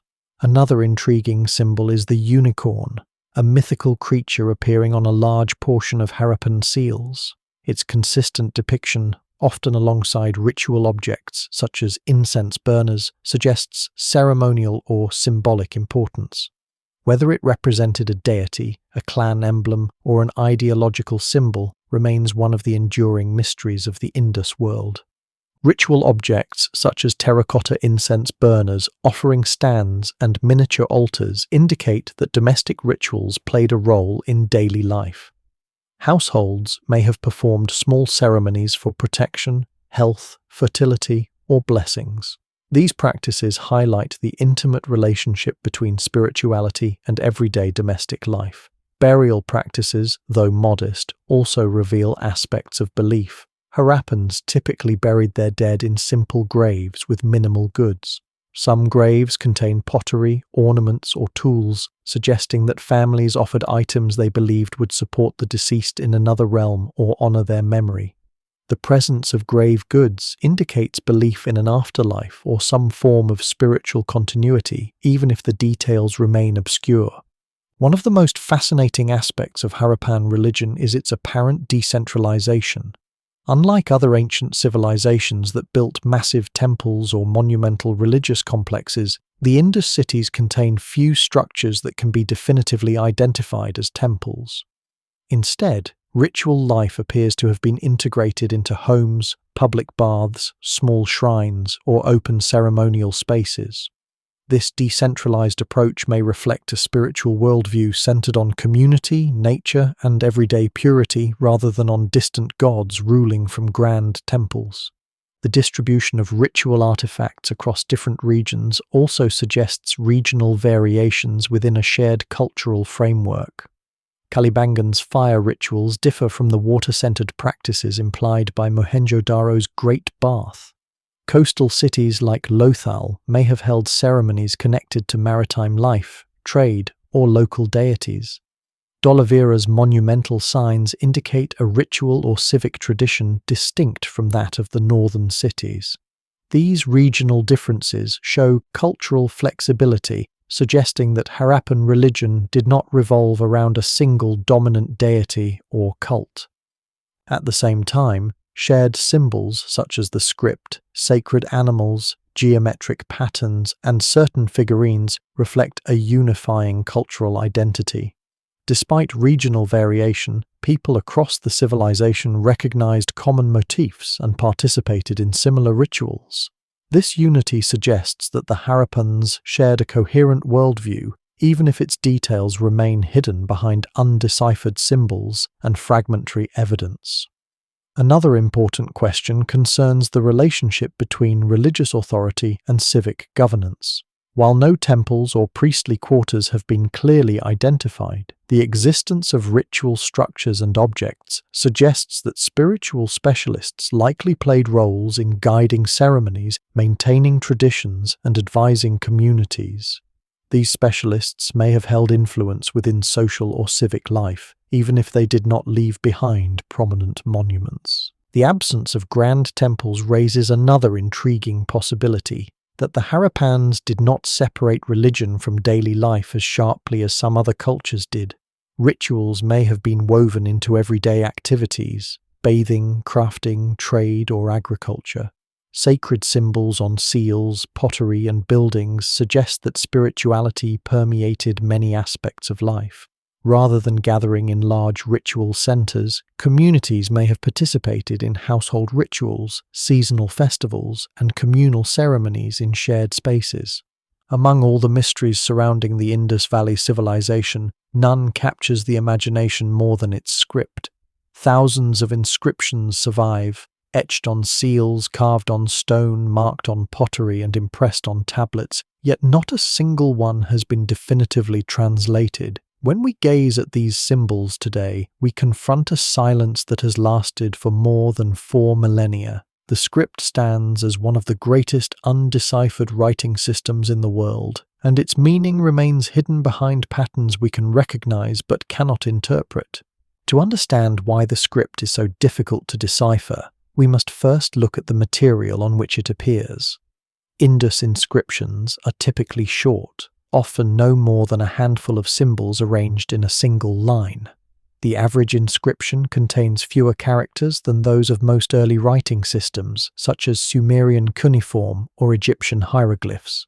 These short texts offer limited context, making it extremely difficult for researchers to identify patterns of grammar or vocabulary. The largest concentration of inscriptions comes from seals, small square objects made of steatite, and often engraved with an image of an animal above a line of script. These seals likely served practical purposes. They may have marked ownership, certified goods, or functioned as administrative tools in trade and commerce. The symbols carved on them would have needed to communicate information quickly and clearly, even across distant regions of the civilization. The images on these seals are as intriguing as the script itself.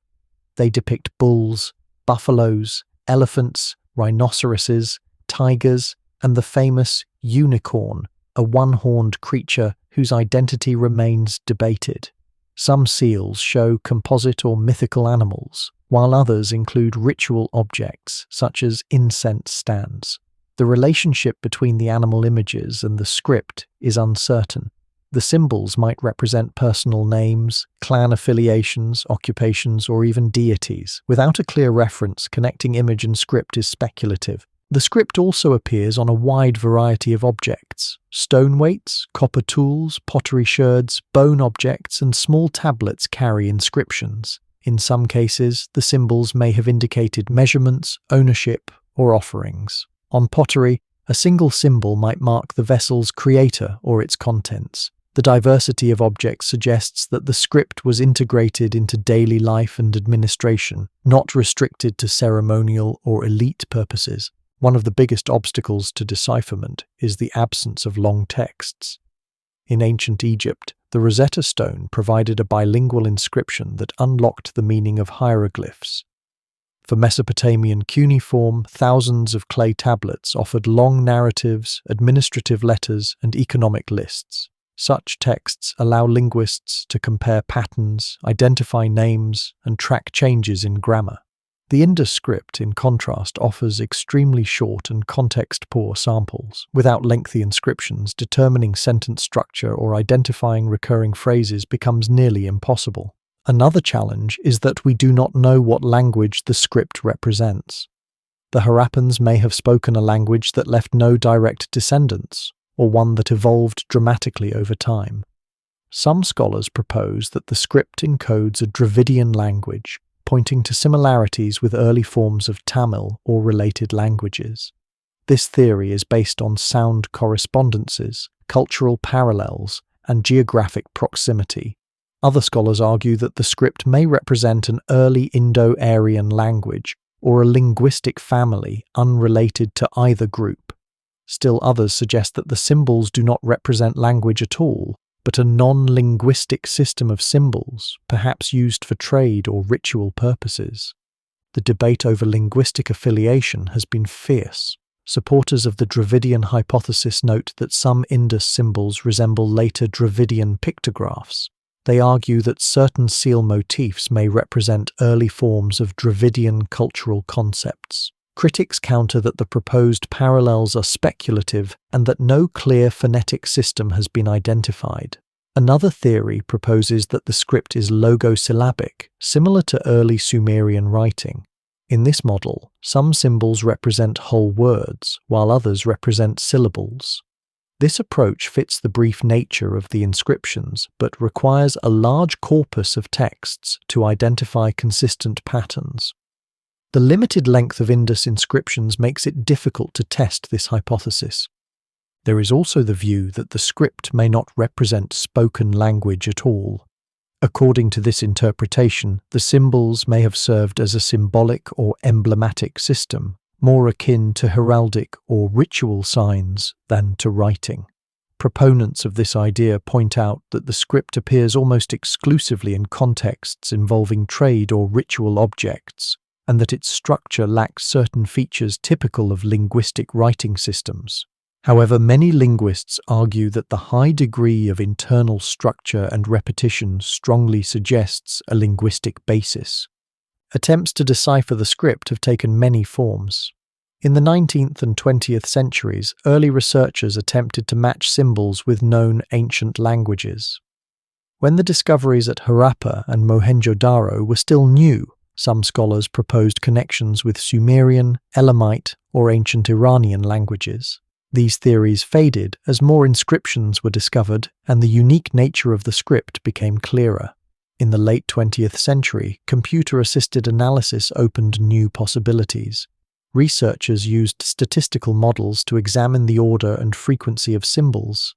Their studies found patterns resembling linguistic structure. Certain symbols cluster together, appear at the beginning or end of inscriptions, or follow predictable sequences. These findings suggest that the script follows logical rules rather than random placement. More recently, artificial intelligence and machine learning have been applied to the problem. Algorithms analyze thousands of inscriptions, searching for repeating patterns, symbol combinations, or structural hierarchies. These tools reveal how symbols behave like components of language, but they cannot assign meanings without external references. AI can show us patterns, but it cannot tell us what the symbols represent. Another line of research focuses on comparing the script with other scripts used in ancient South Asia.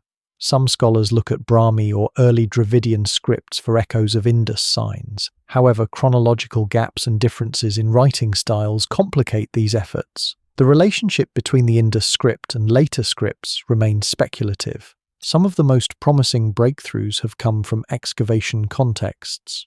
Inscriptions found on pottery in early layers at Harappa show that the script evolved from earlier symbols used for marking goods or identifying workshops. These early markings are simpler and fewer in number. The evolution of symbols suggests that the script developed gradually, possibly gaining more complexity as administrative needs expanded. Despite this progress, key questions remain unanswered. What do the symbols mean? How many signs represent sounds versus ideas? How was the script taught and transmitted? Did all regions use the same script, or were there local variations? Without a bilingual inscription or a long text, these questions remain unresolved. The nature of the script also holds clues about Harappan society. If the script represented names, titles, or professions, it may reveal an administrative class or specialized scribes. If it recorded goods, transactions, or taxes, it suggests an organized economy with record-keeping systems. If it encoded ritual concepts, it may provide insight into religious beliefs. Unlocking the script would transform our understanding of the civilization's identity, governance, and worldview. To understand the Indus Valley Civilization not just as an archaeological puzzle, but as a living society, we must step away from its monumental structures and undeciphered inscriptions. Instead, we must focus on the daily routines, living spaces, and personal choices of the people who inhabited its cities.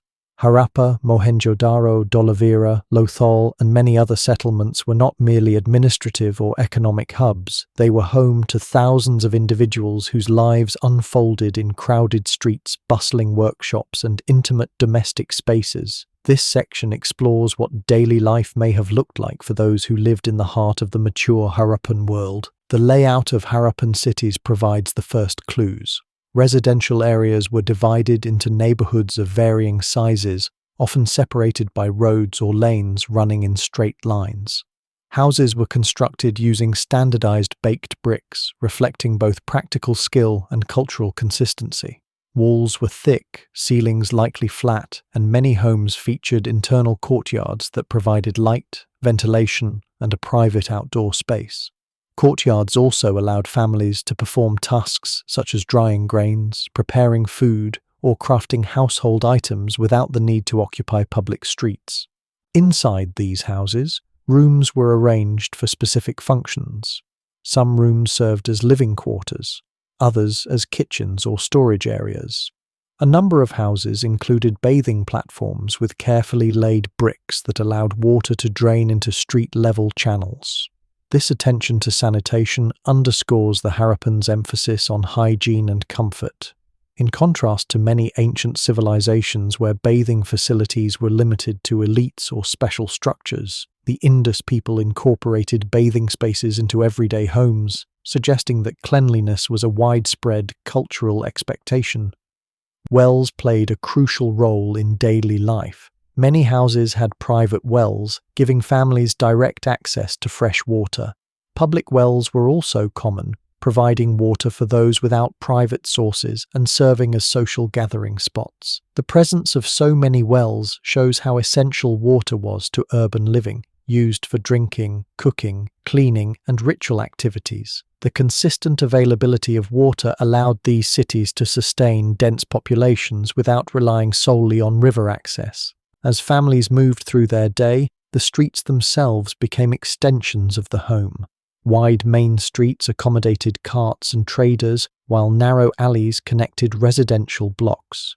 These alleys bustled with activity. Children played with terracotta toys, women carried water jars or gathered to chat, artisans transported materials to their workshops, and vendors sold food, textiles, or ornaments. The sensory experience of the city, sounds of metal workers, smell of fired pottery, sight of bead makers polishing stones, would have defined daily urban life. Work in Harappan cities was highly specialized. Artisans crafted goods that reflected incredible skill and attention to detail. Bead makers, for example, transformed raw stones into polished carnelian beads through meticulous stages of heating, drilling, and shaping. Metal workers created copper tools, ornaments, and household items. Potters produced vessels of uniform shapes, often decorated with geometric or nature-inspired motifs. Each craft required training, tools, and a workspace. Workshops were often located in clusters, forming distinct craft neighborhoods where artisans collaborated, exchanged materials, or shared kilns. These industries served both local needs and long-distance trade. Skilled manufacturers created products that traveled far beyond their city walls. A bead made in a workshop in Lothal might end up in a Mesopotamian marketplace, while a shell ornament carved in Mohenjo-daro might be traded in a village hundreds of kilometers away. Understanding this economy reveals how deeply integrated daily life was with broader networks of exchange. A child wearing a shell bangle or a woman tying her hair with a decorative pin was participating in a global system without ever leaving the city. Food is another important window into daily life. Harappan diets were diverse, reflecting both agriculture and trade. Wheat and barley formed staples, often ground into flour and baked into bread-like foods. Lentils, peas, sesame seeds, and fruits such as dates provided nutritional variety. coastal communities consumed fish and shellfish, while inland settlements relied more heavily on livestock such as cattle, goats, and sheep. Cattle were especially important not just as a food source but for milk, labor, and cultural symbolism. Meals were likely cooked on simple hearths inside or near courtyards, using clay ovens and pots. Cooking and eating were communal activities that reinforced family and neighborhood relationships. Archaeological finds suggest that meals were shared among family members who sat on floors or low stools. Pottery vessels of various sizes indicate food storage, preparation, and serving. The consistency of household pottery shapes across the region illustrates both cultural unity and shared culinary traditions. Households also managed storage of food and goods. Many homes included small granaries or raised platforms where grains were kept safe from moisture, pests, or animals. Storage areas reflect the need for long-term planning. Families had to maintain supplies for seasons when agricultural output was lower. This practice also ensured stability during unexpected shortages, contributing to the overall resilience of urban life. Identity was expressed not only through daily interactions, but through the objects people wore or displayed. Personal adornment played an important role in Harappan culture. Men, women, and children wore bangles, beads, amulets, and pendants. Some ornaments were made from locally available materials such as terracotta or shell, while others used imported stones or metals. The variation in materials suggests subtle differences in wealth or status, but not extreme inequality. Even modest homes contain evidence of ornaments, suggesting widespread access to decorative items. Clothing itself has not survived, but spindle whorls, loom weights, and impressions of woven fabric indicate that textile production was common. Cotton appears to have been the dominant material, woven into cloth that was likely dyed or patterned. The presence of tools used for spinning and weaving in many households suggests that textile production was both domestic and commercial. In this way, people contributed to the economy while expressing identity through fabric and ornamentation. One of the most fascinating aspects of Harappan urban life is how much activity occurred outside the home. Workshops, markets, wells, and public spaces brought people together daily. A beadmaker polishing stones, a potter shaping clay, a trader loading goods onto a cart, or a mother buying vegetables, each contributed to a vibrant urban rhythm. The movement of people through shared spaces fostered a sense of community and interdependence. Markets likely played a central role in this daily interaction.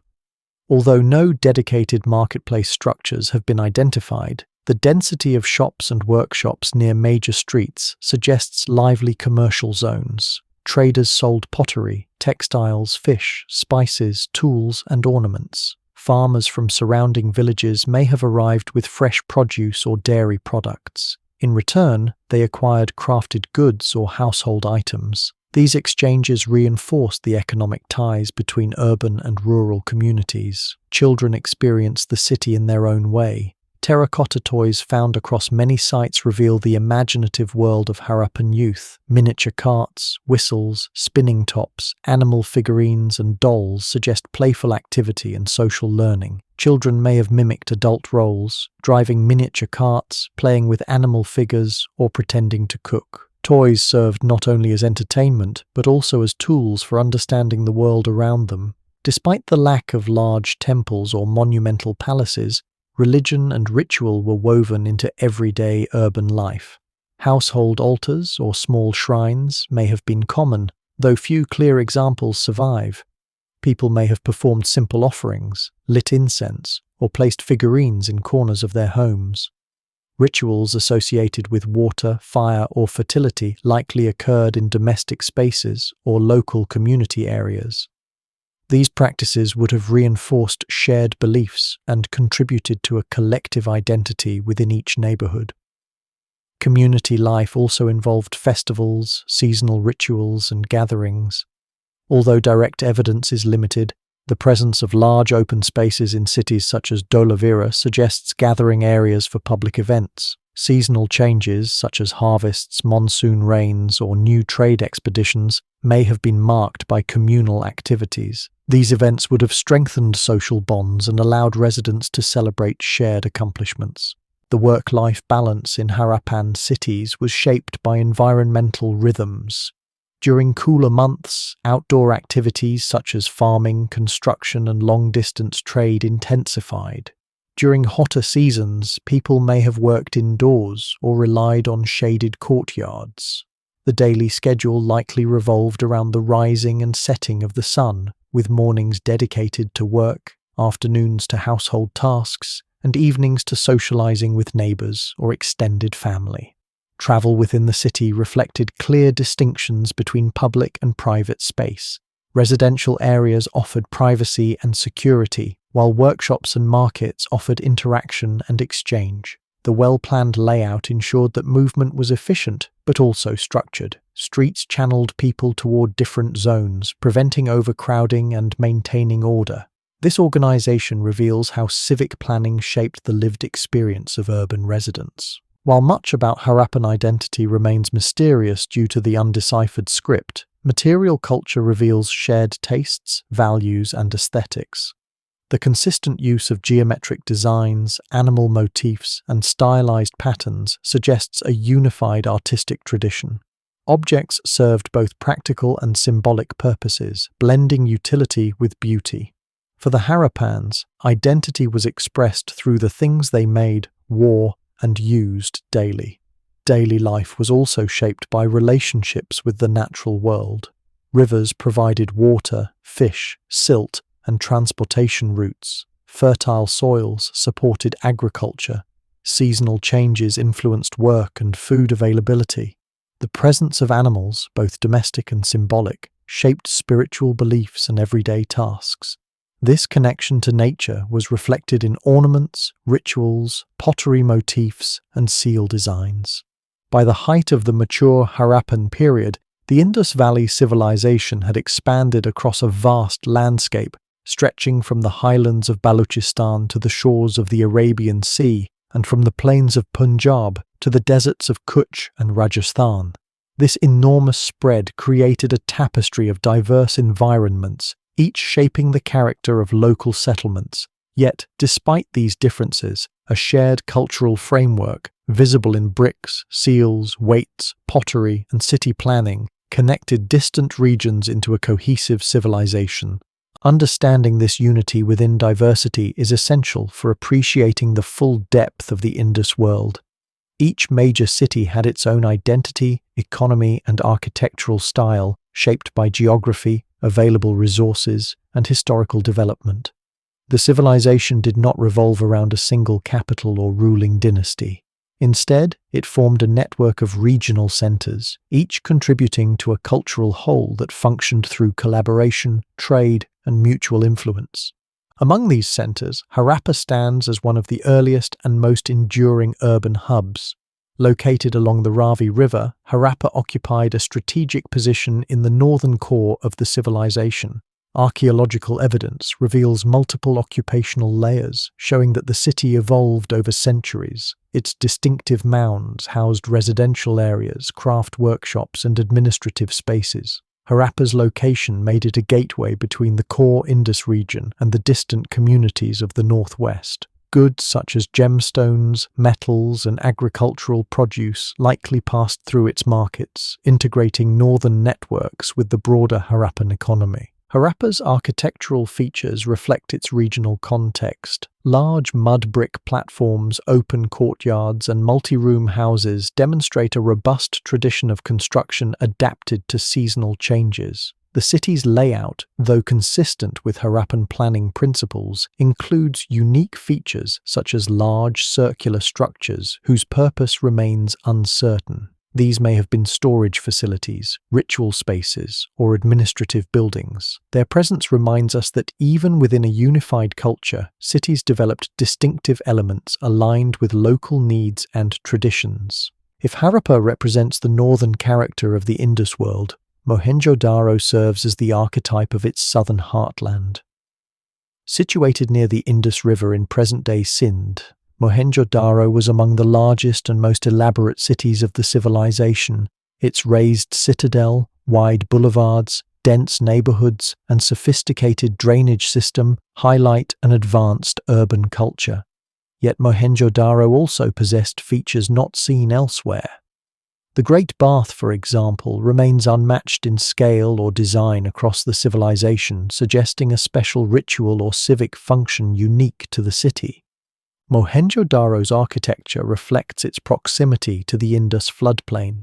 Elevated platforms protected neighborhoods from seasonal floods, while broad streets accommodated heavy traffic and trade. Its strategic position made it a major inland port receiving goods transported along the river. Fishermen, traders, artisans, and farmers contributed to a bustling urban economy that supported a diverse population. Mohenjo-daro's distinctive seal styles, brick patterns, and pottery motifs indicate local artistic traditions that developed alongside shared Harappan aesthetics.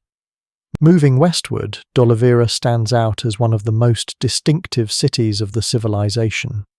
Located in the semi-arid region of Kutch on the Kadir Island, Dholavira faced environmental challenges radically different from those of riverine cities.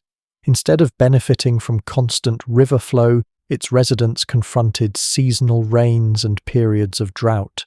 To survive, they developed an extraordinary water management system that remains one of the marvels of ancient engineering. Dholavira's urban plan included massive reservoirs carved into bedrock, dams built across seasonal streams, and channels that guided rainwater into storage systems. These innovations allowed the city to thrive in an otherwise harsh landscape. The city's architecture also differed from typical Harappan patterns. Stone was used more extensively than in other regions, and the settlement was divided into multiple zones separated by impressive fortification walls. This distinct layout reveals the adaptability of Harappan urbanism. Instead of following a rigid template, city planners modified design principles to suit local environments. One of the most striking discoveries at Dholavira is a large signboard composed of giant symbols, each carved from gypsum.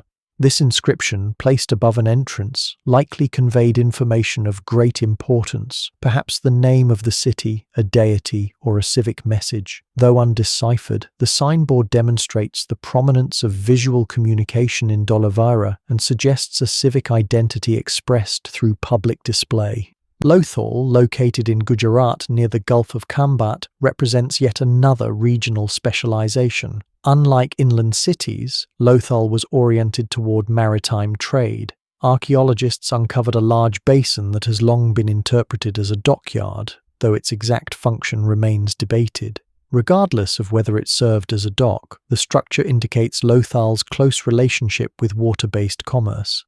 The city's location provided access to sea routes connecting the Indus world with the Arabian Peninsula, Mesopotamia, and possibly regions further west. Lothal's artisans were renowned for their bead-making skills. Workshops produced carnelian beads of remarkable precision, which became highly valued in foreign markets. The presence of warehouses, seal impressions, and standardized weights shows that Lothal played a major administrative role in organizing trade. Its cultural landscape combined Harappan planning with regional adaptations, such as raised platforms to protect against tidal waters. Farther east, the city of Rakhigarhi reveals the extent to which Harappan culture spread into the Indian plains. Rakhigarhi is one of the largest Indus sites discovered to date, covering an expansive area with multiple mounds. Its size challenges earlier assumptions that the core of the civilization was limited to river valleys alone. Excavations reveal large residential sectors, burial areas, and craft production zones. The presence of faience objects, beads, and pottery suggests that Rakhigarhi participated in long-distance trade networks similar to those of Harappa and Mohenjo-daro. Rakhigarhi's development demonstrates the flexibility of Harappan culture. Communities in this region adapted the standardized Harappan toolkit, bricks, pottery styles, seals, and ornaments to a different ecological setting. In doing so, they expanded the cultural boundaries of the civilization, showing that its influence extended far beyond riverbanks and floodplains. Other regional sites further illustrate the civilization's diversity. Kalibangan in Rajasthan featured fire altars and early ploughed fields, suggesting unique ritual and agricultural traditions. Surkotada in Gujarat displayed evidence of horse remains, which has sparked debate about early domestication patterns. Sites in Baluchistan continued to show links to older traditions of farming and craft production while fully participating in the broader Harappan cultural sphere. What ties these diverse cities together is not uniformity, but a shared set of cultural tools. Standardized weights allowed merchants to trade fairly across regions. The undeciphered script appeared on seals from Gujarat to Punjab, indicating shared systems of identification or administration. Pottery styles, though featuring local variations, followed common shapes and motifs. Brick sizes remained remarkably consistent across different environments. These shared practices reflect a cultural identity that spanned vast distances. To fully appreciate the scale and sophistication of the Indus Valley Civilization, we must look beyond its own settlements and examine how it interacted with the wider Bronze Age world. The Harappans were not isolated people living quietly in the river plains. They were active participants in long-distance exchange networks that stretched across deserts, mountains, and seas. Their goods travelled far beyond the Indus basin, and foreign materials flowed into their cities, enriching craft traditions and opening windows into distant cultures. These exchanges not only expanded the civilization's economic reach, but also reveal how the Indus people fit into a global tapestry of early civilizations. One of the most important regions connected to the Indus world was Mesopotamia, home to the Sumerians, Akkadians, and later Babylonian states. Mesopotamian records refer to a distant land called Meluha, described as a source of valuable goods such as hardwoods, ivory, gold, carnelian beads, and animals. Scholars widely believe that Meluha refers to the Indus region, making these references some of the earliest written evidence of contact between the two civilizations. Mesopotamian texts describe merchants from Meluha arriving in their cities, sometimes accompanied by interpreters who helped bridge linguistic gaps. This detail paints a vivid picture, travelers from the Indus docking in bustling ports like or Lagash, carrying exotic goods and negotiating with local officials. The presence of interpreters also suggests that the Harappans had established a degree of regular communication, enough to support individuals skilled in both languages. Archaeological discoveries strengthen these textual connections. Indus-style seals have been found in Mesopotamian sites, carved with the familiar animal motifs and script characters. These seals likely served to authenticate goods, identify merchants, or record transactions. Their appearance so far from the Indus heartland demonstrates not only the reach of Harappan trade, but also the recognition of Harappan administrative tools in foreign markets. Carnelian beads, a hallmark of Harappan craftsmanship, were highly prized in Mesopotamia. Their deep red colour and polished finish made them desirable luxury items. Some Mesopotamian burials include these beads, showing that goods from the Indus region were incorporated into rituals and personal adornment far from their place of origin. The popularity of these beads suggests that Harappan artisans had achieved a reputation for quality that transcended cultural borders. The trade between the Indus and Mesopotamia did not occur directly in all cases. Instead, intermediary regions such as Dilmun, located in present-day Bahrain, served as hubs where merchants exchanged goods and information. Dilmun controlled strategic maritime routes connecting the Persian Gulf to the Arabian Sea. Archaeological finds in Dilmun include Indus-style pottery, weights, and seals, indicating that Harappan merchants visited or maintained trading relationships with this island network. Farther west, evidence suggests contact with the region of Oman and the broader Arabian Peninsula. Copper from Omani mines appears in Harappan settlements, linking inland industries to overseas trade. In return, Harappan goods travelled to ports along the Arabian Peninsula. Shell ornaments, steatite seals, and pottery fragments mark a trail of cultural exchange across maritime routes. These maritime connections reveal a side of the Indus civilization that is sometimes overshadowed by its inland achievements. Harappan sailors navigated coastal waters using sturdy boats, perhaps guided by seasonal winds and knowledge passed down through generations. Their voyages required skill, courage, and careful planning, especially along the unpredictable waters of the Arabian Sea. The presence of anchor stones, marine shells, and dock structures at sites like Lothal suggests that seafaring was not an occasional activity but an integral part of Harappan economic life. Overland routes also played an important role in connecting the Indus region to its neighbours. The highlands of Baluchistan acted as a gateway to Central Asia and the Iranian plateau. Through these routes, the Harappans obtained lapis lazuli from Badakhshan in Afghanistan, a stone highly valued for its deep blue colour.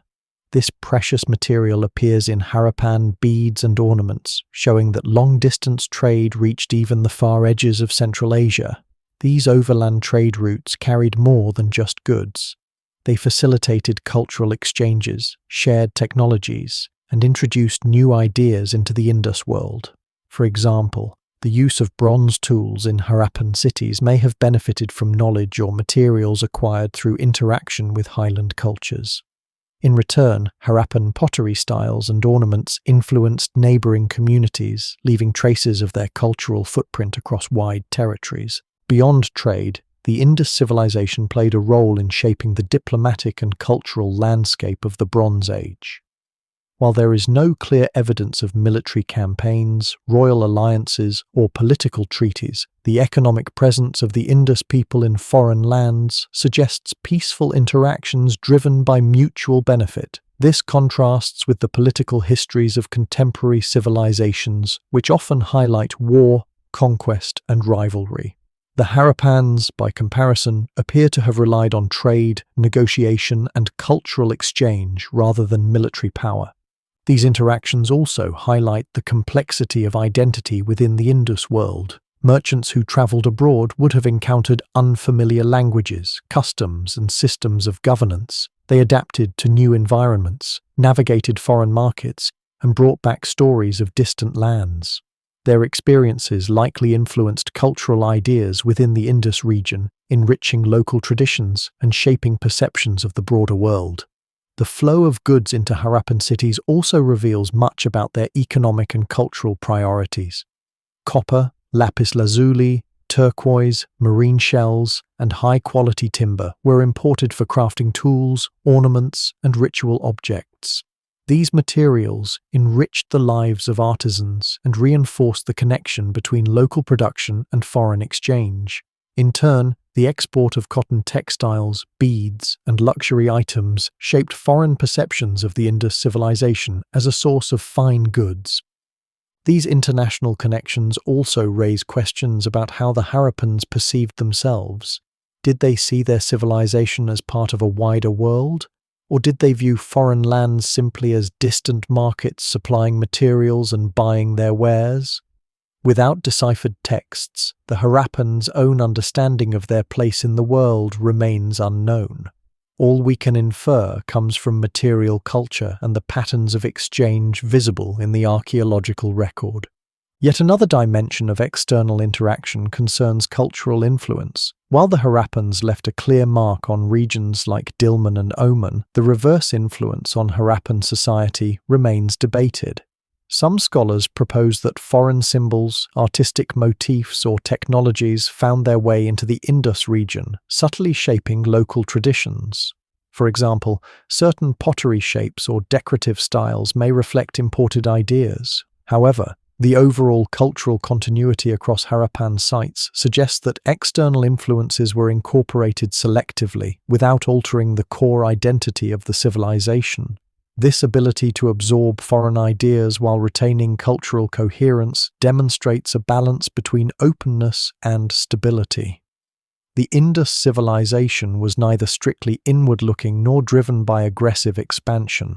Instead, it cultivated a network of relationships that enriched its economy and material culture without compromising its social or ideological foundations. For centuries, the Indus Valley Civilization flourished across an enormous landscape, supported by fertile plains, seasonal rivers, and predictable monsoon patterns. Its cities grew large, its trade networks expanded, and its crafts reached extraordinary levels of sophistication. Yet beneath this prosperity lay a delicate ecological balance. The civilization depended heavily on stable environmental conditions, consistent rainfall, manageable river flows, and fertile soils that renewed themselves year after year. When these conditions began to change, the entire system faced mounting stress. This section explores the environmental pressures that slowly strained the Indus world and set the stage for transformation. To understand the fragility of the Harappan ecological system, we must begin with the role of rivers. The Indus River, fed by Himalayan snowmelt, provided a steady supply of water throughout the year. Its tributaries, such as the Ravi, the Sutlej, and the Bays, carried fertile silt across the plains, enabling agriculture to thrive. In the eastern region, the Ghaggar-Hakra river system, now mostly dry, once flowed vigorously, nourishing numerous settlements. These rivers created rich floodplains that allowed farmers to cultivate wheat, barley, peas, and cotton. The success of Harappan agriculture depended on this river-fed fertility. When rivers shifted course or their flows diminished, fields lost access to water and nutrients. Such changes could disrupt entire communities. Geological studies suggest that several rivers, including the Ghaggar-Hakra, gradually dried or changed their courses during the later phases of the civilization. Settlements that had thrived along these waterways found themselves increasingly isolated from reliable water sources. Wells and reservoirs could offer temporary solutions, but they could not replace the vast irrigation potential of flowing rivers. Monsoon patterns also played a critical role. The Harappans benefited from strong monsoon rains that replenished rivers, filled reservoirs, and enriched the soil. However, paleoclimate evidence indicates that the monsoon gradually weakened during the mature Harappan period. This decline was not sudden, but unfolded over generations. Weaker monsoons meant lower rainfall, reduced river flow, and declining groundwater levels. Such changes would have placed significant pressure on agriculture, especially in regions farther from perennial rivers. Farmers faced increasing uncertainty. Crops that once grew reliably might fail due to lack of water. Communities may have needed to expand irrigation systems, dig deeper wells, or switch to drought-tolerant crops. These adaptations required labor, time, and knowledge. Some settlements invested heavily in water management. Dholavira's enormous reservoirs stand as a testament to this effort. Yet even the most sophisticated engineering could not fully counteract declining rainfall or shifting rivers. Flooding added another layer of instability. The Indus River, while essential for agriculture and transport, was prone to unpredictable floods. Certain cities, including Mohenjo-daro, show signs of repeated flooding over time. Archaeologists have discovered thick layers of silt within the city's mounds, indicating that residents faced recurring inundations. Each flood required substantial rebuilding, repairing walls, clearing streets, reconstructing houses, and restoring drainage networks. Over decades or centuries, the cumulative impact of repeated flooding strained urban resilience. Environmental stress did not affect all regions equally. Western settlements in Baluchistan and coastal Gujarat confronted different challenges from those in the Punjab plains. In arid areas, declining monsoons made water increasingly scarce. Cities like Dholavira responded by refining their water storage technology, but smaller villages may not have had the resources to adapt. In river-fed regions, shifting channels forced communities to follow new river paths, abandon old fields, or relocate entirely. The eastern settlements along the Ghaggar-Hakra may have experienced the most dramatic transformations. As this river system declined, once prosperous towns found themselves struggling to sustain agriculture and water supplies. These environmental pressures also affected trade networks. As river flows changed, navigation routes may have become unreliable. Boats could no longer travel as easily between cities or transport goods along familiar channels. Inland trade routes across deserts and mountains may have become more difficult as water sources dwindled. Maritime trade also depended on predictable winds and stable coastal conditions. Climate fluctuations could disrupt these systems as well. Changes in climate and rivers likely influenced livestock patterns. Cattle, a cornerstone of Harappan agriculture, required abundant water and grazing land. As resources became scarce, herders may have needed to migrate or reduce herd sizes. Declining pastures could strain food production and reduce the availability of animal labor for plowing and transport. These environmental stresses created ripple effects throughout the civilization. Urban centers reliant on imported food or water may have faced shortages. Declining agricultural output could weaken local economies, reduce trade surpluses, and make it difficult to sustain craft industries. Social tensions may have arisen as communities competed for dwindling resources.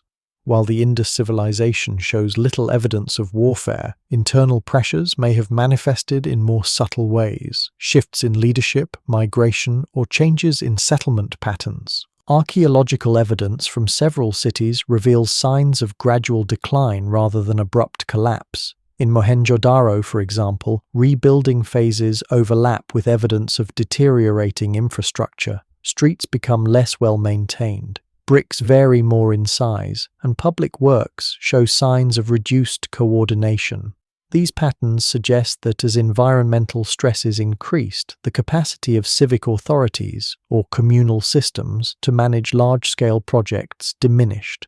In some cities, craft production appears to have declined. Bead-making, pottery production, and metalworking show reduced activity in later layers of various sites. This decline may reflect shrinking populations or reduced demand as trade networks weakened. The disappearance of standardized weights in later phases suggests that long-distance commerce lost importance or became fragmented. Another noticeable change is the appearance of more localized cultural traditions. Pottery styles diversify, building techniques vary more widely, and symbolic motifs shift away from classical Harappan forms. These changes imply that regional identities strengthened as the overarching cultural unity faded.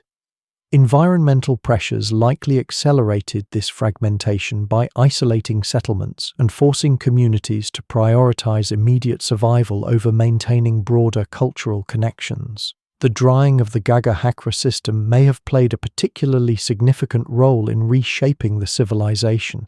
Dozens of major settlements once lined this river, forming an important cultural and economic corridor. As the river declined, entire populations may have migrated eastward toward the more reliable waters of the Ganges-Yamuna plains. This movement marks a major demographic shift in the region's history and helps explain the emergence of later cultures in northern India. Even as environmental stress mounted, the Harappans demonstrated remarkable resilience. For centuries, they adapted to changing conditions, building reservoirs, repairing flood damage, altering crops, and shifting settlements. Their gradual transformation reflects a civilization capable of innovation and survival, rather than one that collapsed suddenly. However, the combined forces of reduced monsoon rains, shifting rivers, flooding, and ecological exhaustion eventually exceeded the system's ability to adapt. Another factor that may have compounded environmental stress was deforestation. As cities grew, their demand for fuel, construction materials, and agricultural expansion increased. Clearing land for fields or cutting trees for kiln fuel could have reduced vegetation cover, leading to soil erosion, reduced rainfall absorption, and heightened vulnerability to drought. Although evidence for deforestation is still debated, environmental models suggest that human activity likely contributed to long-term changes in the landscape. The decline of the Indus Valley Civilization was not a sudden catastrophe. No single invasion, earthquake, or monumental disaster brought down its cities. Instead, the transformation unfolded gradually over centuries, producing a slow unraveling that reshaped the social, economic, and cultural fabric of the region. As environmental pressures mounted and old systems strained to adapt, the urban world of Harappa, Mohenjo-daro, Dholavira, and many others began to change. What emerged in their place was not a void, but a patchwork of regional cultures that carried fragments of Harappan traditions into new eras. To understand the late Harappan phase, it is crucial to recognize how deeply the mature Harappan system depended on interconnected cities, stable trade networks, and consistent environmental conditions. As rivers shifted, monsoons weakened, and agricultural stress intensified, the intricate urban ecosystem began to fracture. Large cities that had once functioned as hubs of administration, craft production, and trade found it increasingly difficult to maintain their population levels and infrastructure. One of the earliest signs of change appears in the material culture. The finely crafted, standardized objects that defined the mature Harappan era, uniform pottery, carefully calibrated weights, and standardized bricks, began to fade. Pottery styles became more regional, bricks varied in size, and the script appeared less frequently. These changes reflect not only aesthetic shifts, but a weakening of the centralized or coordinated systems that once maintained high levels of uniformity across vast distances. In Mohenjo-daro, later layers show signs of disorder and diminished maintenance. Streets that were once meticulously laid out and regularly cleaned accumulated debris. Drainage systems, once the pride of Harappan engineering, became clogged or poorly repaired. Buildings were rebuilt hastily, and some structures appear to have reused older bricks without regard for earlier construction standards. Such patterns suggest that civic authority, whether centralized or communal, was losing its ability to manage urban life effectively. Harappa also experienced a gradual thinning of population and deterioration of organization. Certain areas of the city were abandoned, while others saw makeshift construction. Craft production centers show reduced activity, indicating that long-distance trade, once a major source of prosperity, was shrinking. As trade routes became unreliable and external markets declined, artisans and merchants faced fewer opportunities, forcing many to shift occupations or migrate. Migration played a significant role in the transformation of the Indus world. With rivers drying or changing course, many communities relocated toward regions with more stable water supplies. Archaeological evidence shows a movement from the Indus and Gagga-Hakra regions toward the Ganges-Yamuna plains in the east. These new lands offered fertile soils and more reliable rainfall, attracting groups who sought better agricultural opportunities. This movement was not a mass exodus, but a gradual flow of people over many generations. As populations shifted, cultural practices evolved. New settlements blended Harappan traditions with local customs, giving rise to regional identities distinct from the earlier urban culture. The late Harappan phase is characterized by several regional cultures, each with its own material styles and social structures. One of the most notable is the Cemetery H culture, named after a burial site at Harappa where this tradition was first identified. People of the Cemetery H culture used distinctive pottery adorned with peacock motifs and geometric patterns. Their burial practices also differed from earlier Harappan customs, including urn burials and secondary interments. While these practices mark cultural change, they also show continuity. Cemetery H communities continued to live in and around former Harappan centers, inheriting elements of the older culture while adapting to new circumstances.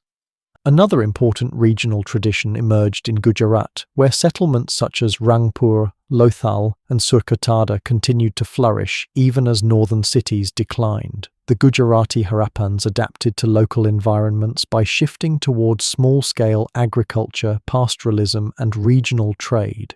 Their pottery styles exhibit both Harappan influences and unique local patterns, demonstrating a blend of continuity and innovation. In the northern Punjab region, smaller settlements replaced former large cities. These communities practiced agriculture, herding, and craft production on a more limited scale. Their material culture shows simplified pottery, reduced bead production, and fewer luxury items. However, they maintained some Harappan traditions, such as specific forms of ornaments, household tools, and aspects of settlement planning. The late Harappan period also witnessed changes in technology and subsistence. Many communities diversified their crops, adopting millet, rice, and other plants suited to shifting environmental conditions. Animal husbandry became even more important, especially in regions where agriculture became unreliable. These adaptations demonstrate resilience and flexibility in the face of changing ecological realities. One of the most debated aspects of this period concerns the arrival of Indo-Aryan-speaking groups in the northwest of the subcontinent. While earlier theories attributed the decline of the Indus civilization to invasions, there is no archaeological evidence supporting such dramatic events. Instead, modern research suggests that Indo-Aryan groups may have migrated into the region gradually, interacting with late Harappan populations. These interactions likely influenced cultural practices over time, but they did not cause the collapse of the civilization. As the urban centers faded, so too did the institutions that had sustained them. Trade networks contracted, administrative systems weakened, and large-scale public works fell into disrepair. Yet this decline did not erase Harappan culture. Instead, Harappan ideas, technologies, and practices were absorbed into emerging regional traditions. One area where continuity is especially visible is ceramic production. Late Harappan pottery continued to use many forms and motifs inherited from earlier phases, even as new styles emerged. This continuity suggests that potters passed down their knowledge within families or communities, preserving aspects of Harappan craft traditions long after the fall of major cities. Another example of continuity lies in settlement patterns. Many late settlements continued to use mud brick architecture, courtyard houses, and certain spatial arrangements reminiscent of earlier Harappan designs. Though construction was simpler, the underlying concepts of home layout and communal organization persisted. Ritual practices also show threads of continuity. The use of terracotta figurines, symbolic motifs, and household ritual items remained common. While large ritual structures such as the Great Bath disappeared, smaller domestic rituals likely continued, preserving spiritual beliefs that had deep roots in the Harappan worldview. At the same time, fragmentation increased. Different regions, no longer united by strong urban centers or extensive trade networks, developed unique cultural identities. The once unified Harappan script fell out of use and disappeared entirely. Standardized weights, key to long-distance commerce, were abandoned. Architectural styles diversified. Social structures became more localized, reflecting the needs and resources of smaller communities. When the great urban centers of the Indus Valley Civilization faded, their decline did not mean the disappearance of the people who built them. Harappa, Mohenjo-daro, Dholavira, Lothal, and countless smaller towns did not vanish into silence. Instead, their inhabitants adapted, reorganized, and continued their lives in new forms.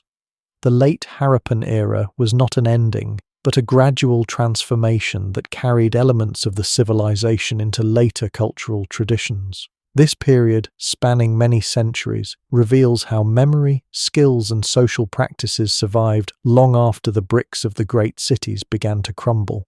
To appreciate this era, we must understand that cultural continuity is often subtle. It rarely appears as a straight line from past to future. Instead, it emerges through inherited practices, craft techniques, agricultural knowledge, ritual habits, and symbolic objects that persist even when political or economic structures collapse.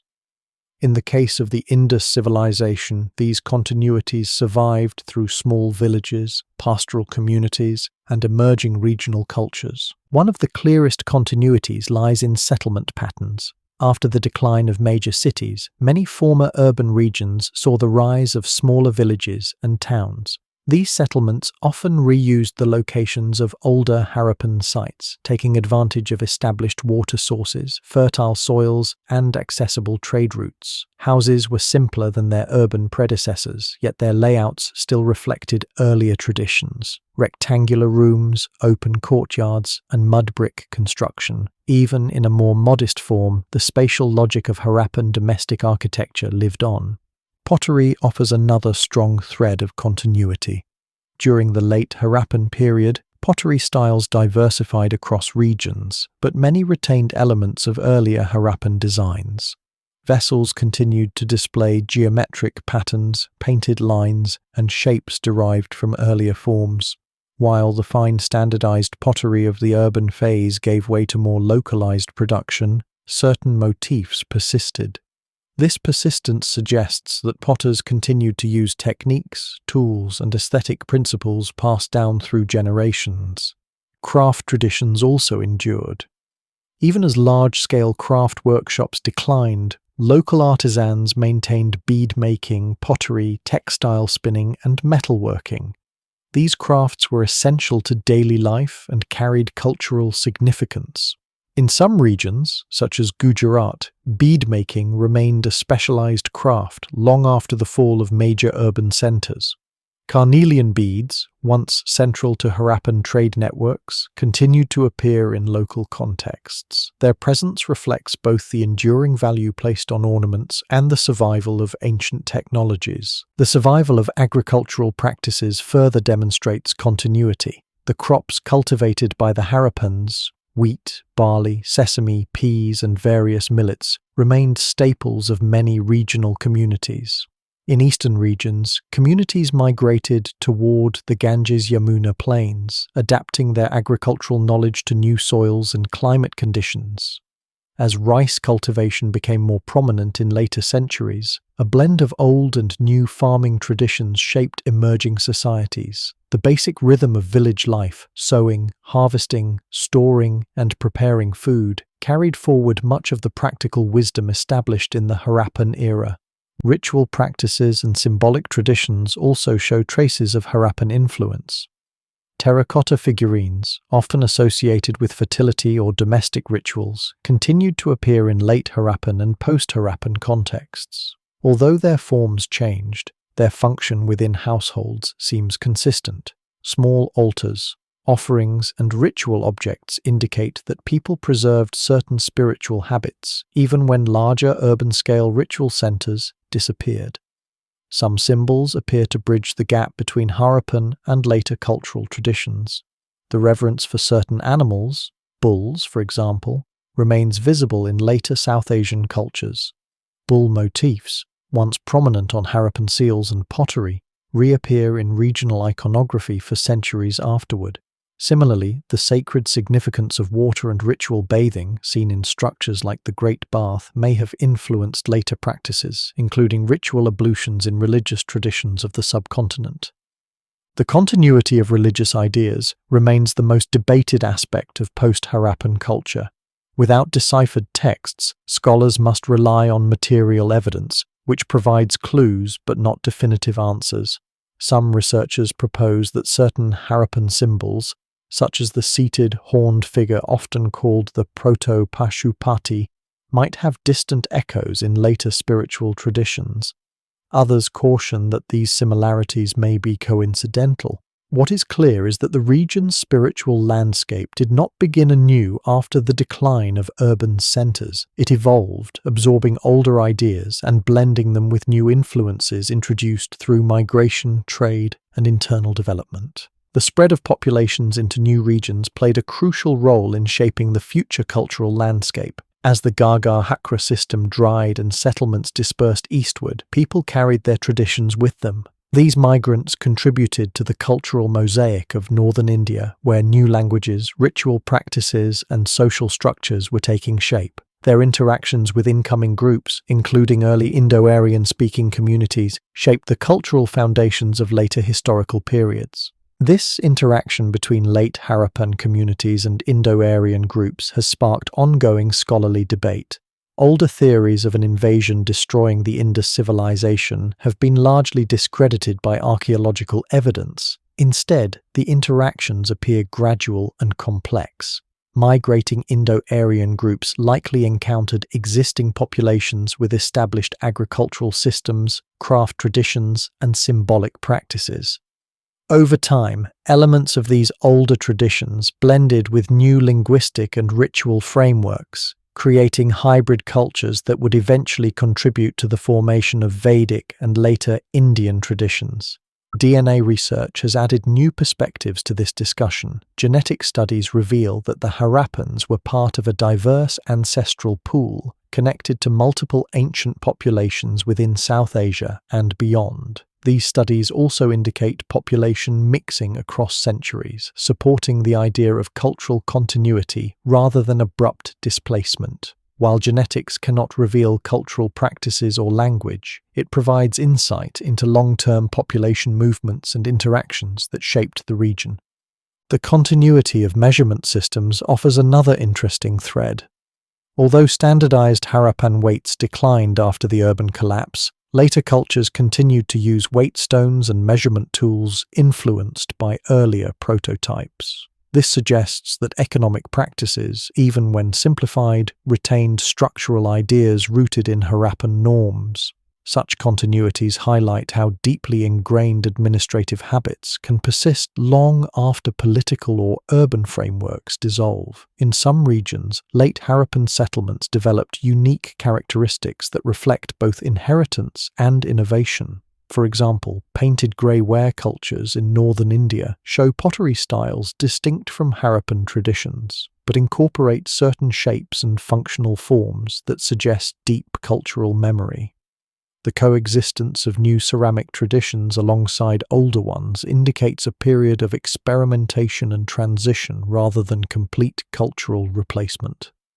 Another dimension of continuity can be seen in urban planning principles.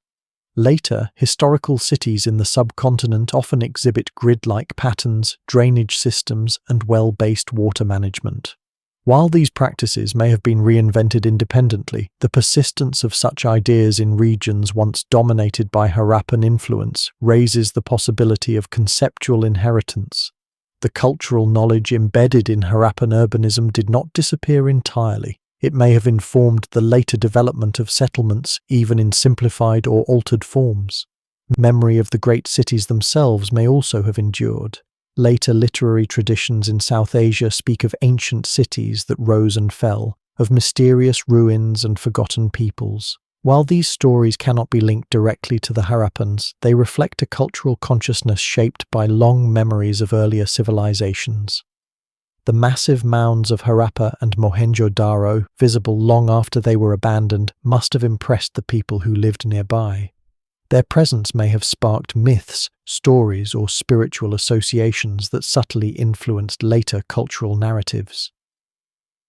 The rediscovery of the Indus Valley Civilization in the modern era did more than illuminate the ancient past. It also ignited debates about identity, heritage, and cultural ownership, debates that continue to shape scholarship and public perception today. As Harappa and Mohenjo-daro emerged from the soil during the colonial period, they entered a world already divided by political ambitions, emerging nationalisms, and competing historical narratives.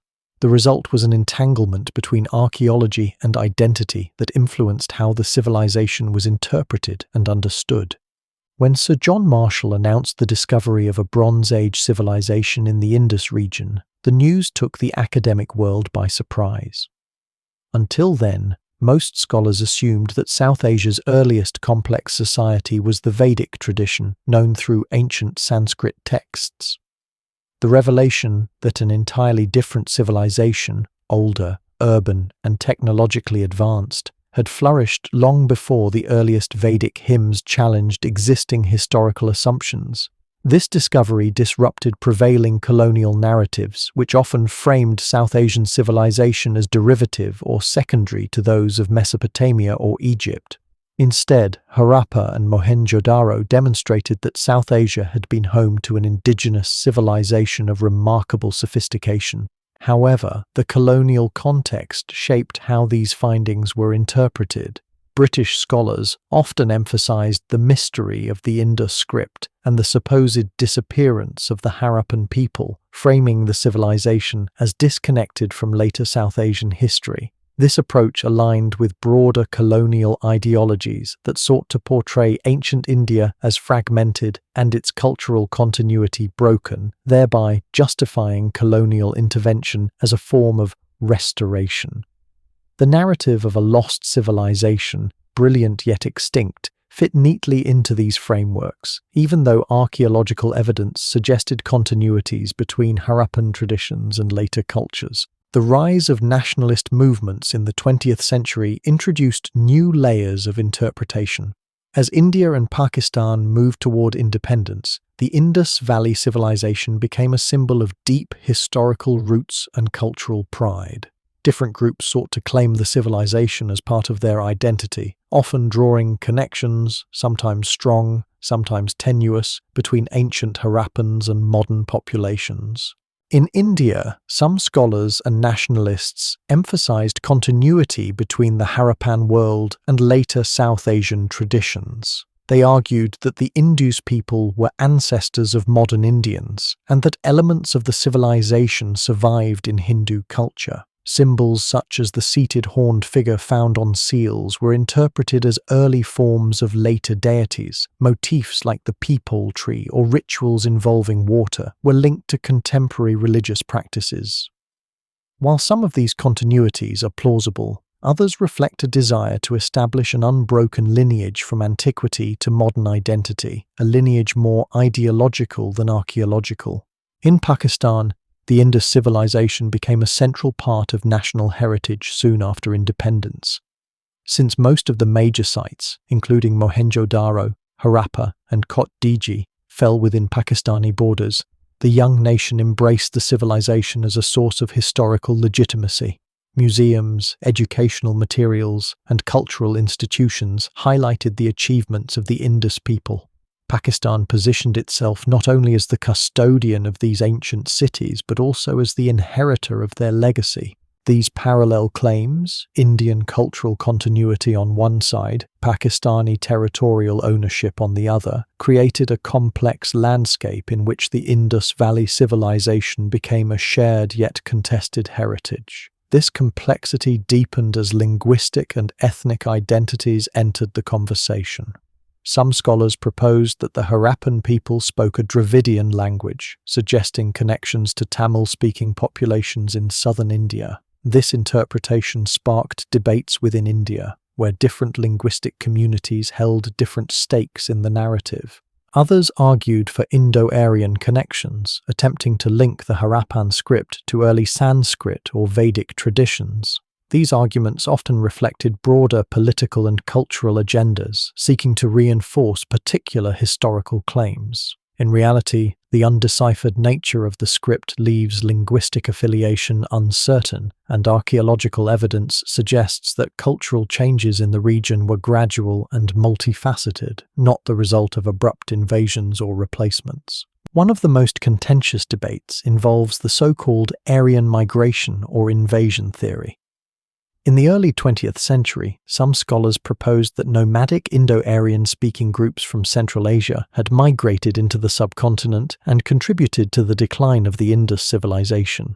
This idea was initially popular because it aligned with colonial concepts of external influence shaping Indian history. However, as archaeological evidence accumulated, the invasion aspect of the theory fell out of favor. Modern research shows no sign of widespread destruction or violent takeover at Harappan sites. Yet the migration debate continues, not because of strong archaeological evidence, but because of its political implications. Different groups adopt or reject the idea depending on ideological perspectives about cultural origins and identity. Some view Indo-Aryan migration as a historical reality supported by linguistic and genetic evidence. Others see it as an affront to indigenous narratives of origin. Thus, the Indus civilization becomes entangled in arguments about who belongs, who arrived when, and who can claim ownership of the past. Another layer of complexity arises from claims attempting to link Harappan culture to modern religious traditions. Some interpretations read the Indus imagery through a Hindu lens, identifying figures on seals as early forms of later gods or goddesses. Others frame the civilization as completely distinct from later South Asian traditions, emphasizing discontinuity. Both extremes oversimplify a far more nuanced reality. Archaeological evidence suggests both continuity and change, blending ancient practices with new influences over long periods. Meanwhile, the public fascination with the civilization, fueled by media, popular books, and online speculation, has generated numerous fringe theories.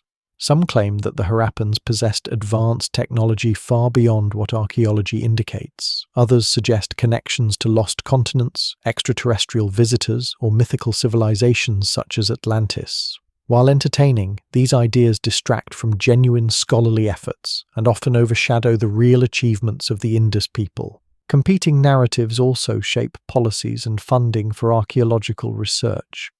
Excavations at sites such as Rakhigarhi, Dholavira, Ganweriwala, and others have revealed important discoveries, yet the interpretation of these findings sometimes enters political discourse.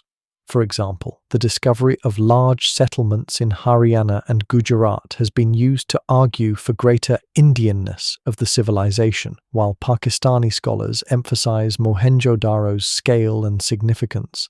In both countries, archaeology becomes a tool for national prestige. Internationally, the Indus Civilization poses challenges for museums and heritage organizations. Since many artifacts were excavated during the colonial era, they reside in institutions across Britain, India, Pakistan, and the United States.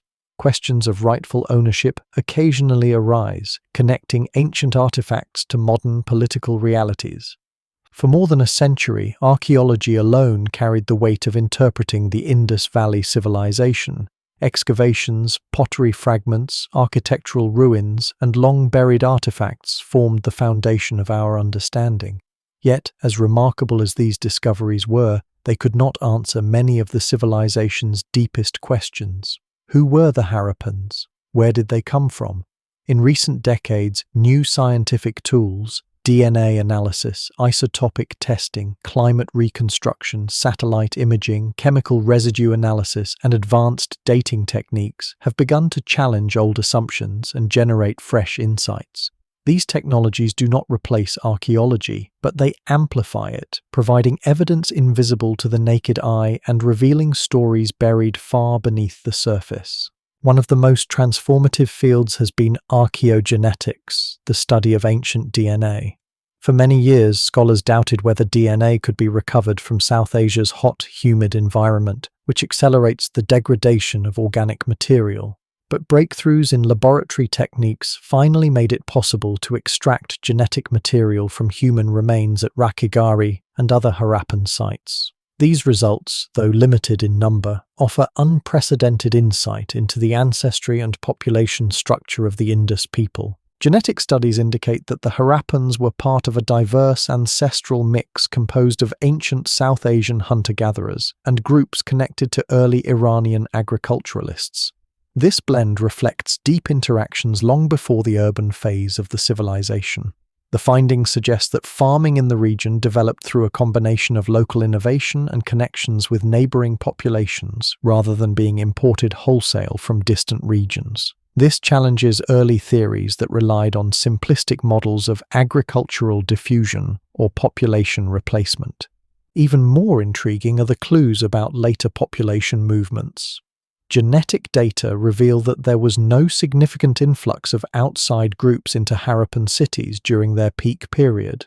This supports archaeological evidence showing continuity and local development rather than large-scale invasion.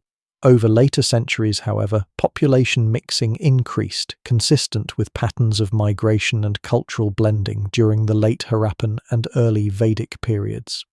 These nuances help replace outdated narratives of abrupt cultural collapse with a more subtle understanding of long-term demographic change. Beyond genetics, isotopic analysis has become a powerful tool for reconstructing mobility and diet.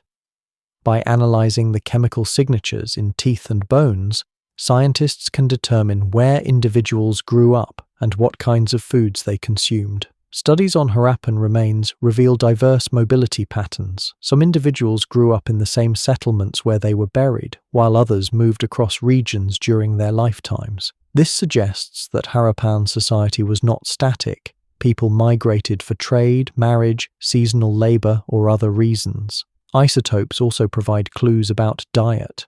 Analyses show that Harappan populations consumed a mixture of wheat, barley, millets, and animal products. Dietary differences appear between regions. Coastal communities relied more on fish and marine resources, while inland populations focused on agriculture and dairy.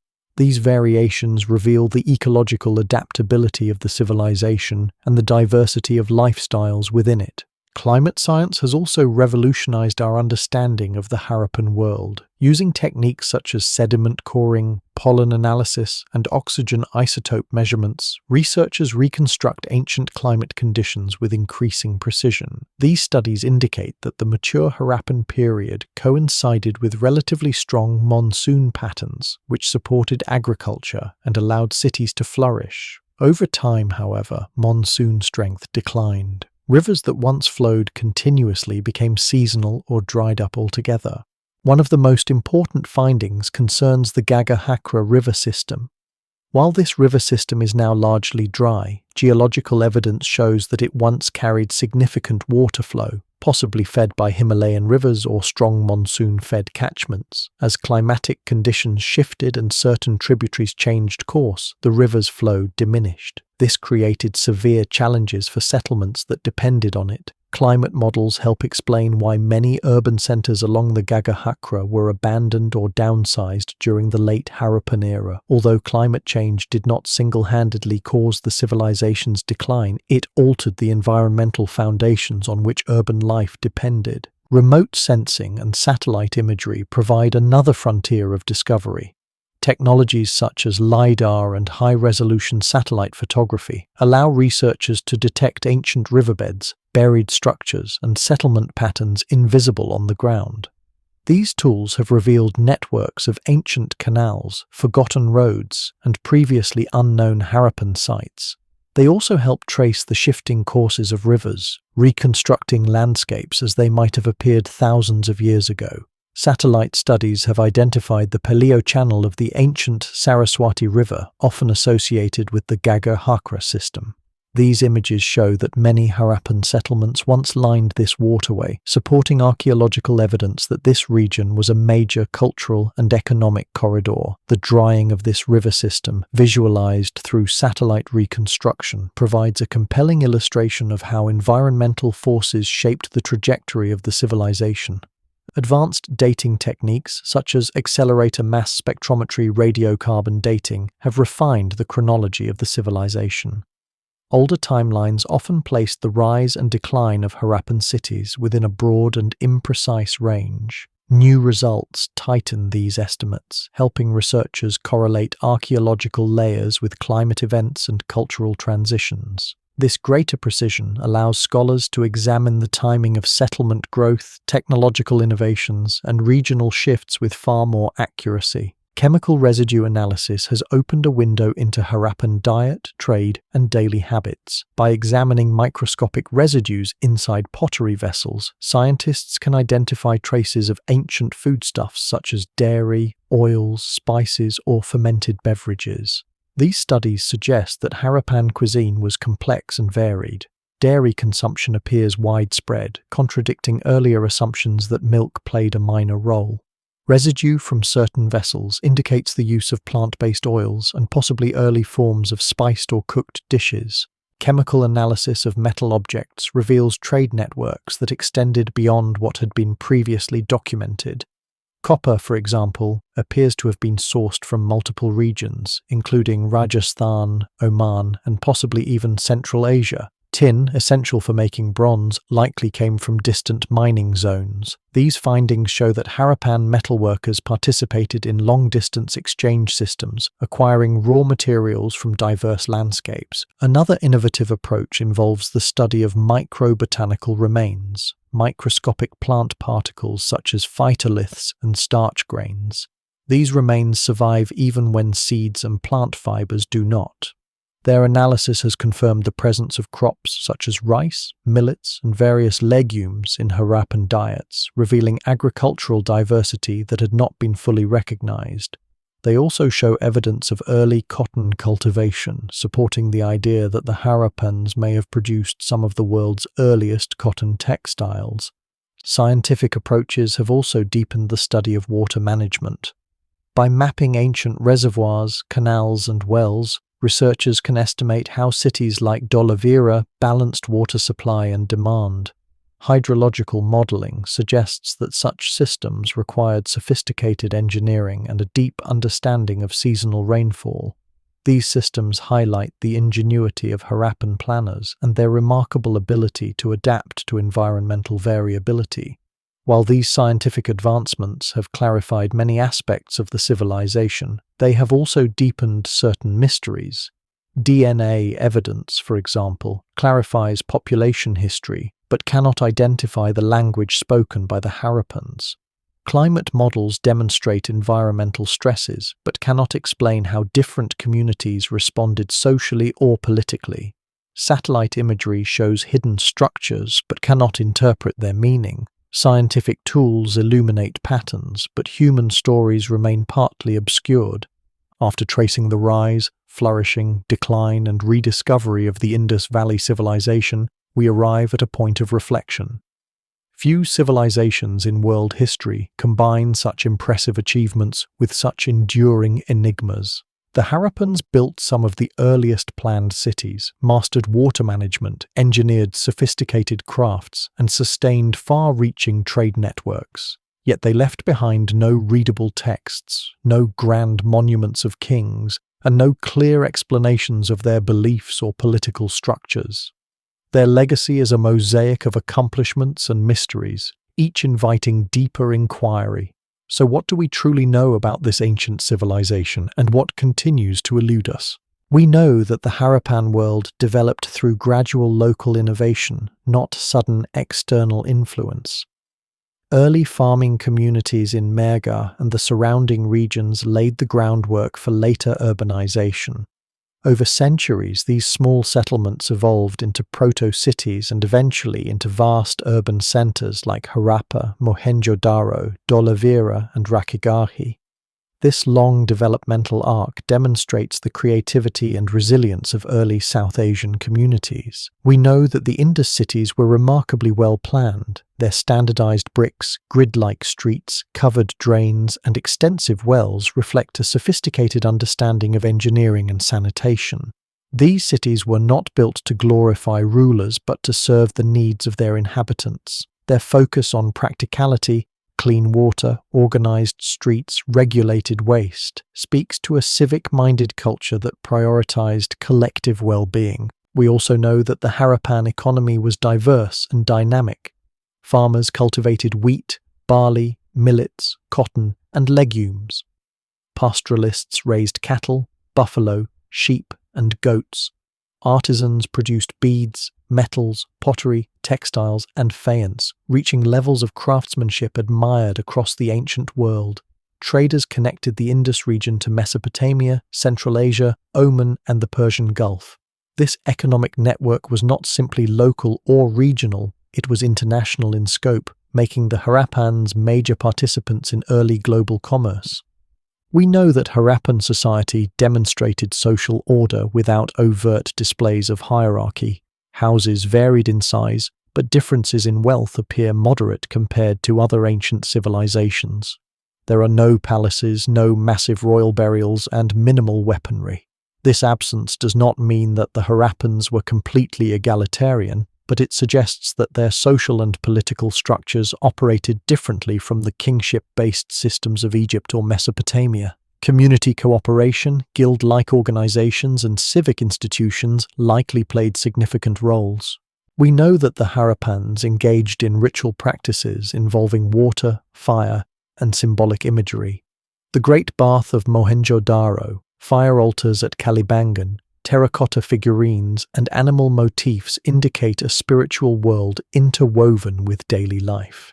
Yet the exact nature of their beliefs remains elusive. Without deciphered texts, we cannot determine their gods, myths, or philosophical ideas. Their religious world is a shadow glimpsed through symbols rather than a clearly illuminated landscape. We also know that environmental pressures, shifting rivers, weakening monsoons, recurring floods, and possible salinization placed increasing stress on the civilization. These challenges did not bring immediate collapse, but contributed to a long, gradual transformation. As environmental stability faded, Cities contracted, trade diminished, and populations migrated. The late Harappan period saw the rise of regional cultures that preserved aspects of Harappan traditions while adapting to new realities. Finally, we know that scientific advances have significantly deepened our understanding. DNA studies reveal diverse ancestries and complex population histories. Climate models reconstruct ancient environmental conditions. Satellite images uncover buried riverbeds and forgotten settlements. Chemical analyses reveal ancient diets, trade routes, and agricultural practices. Each new tool brings us closer to the Harappans, even as it reminds us how much remains unknown. But what do we not know? The most famous mystery remains the script. Thousands of inscriptions survive, but none can be read. Without decipherment, we lack access to the Harappans' own words, their laws, myths, records, and stories. The script could unlock their worldview, reveal their political system, explain their rituals, and clarify their relationships with neighboring cultures.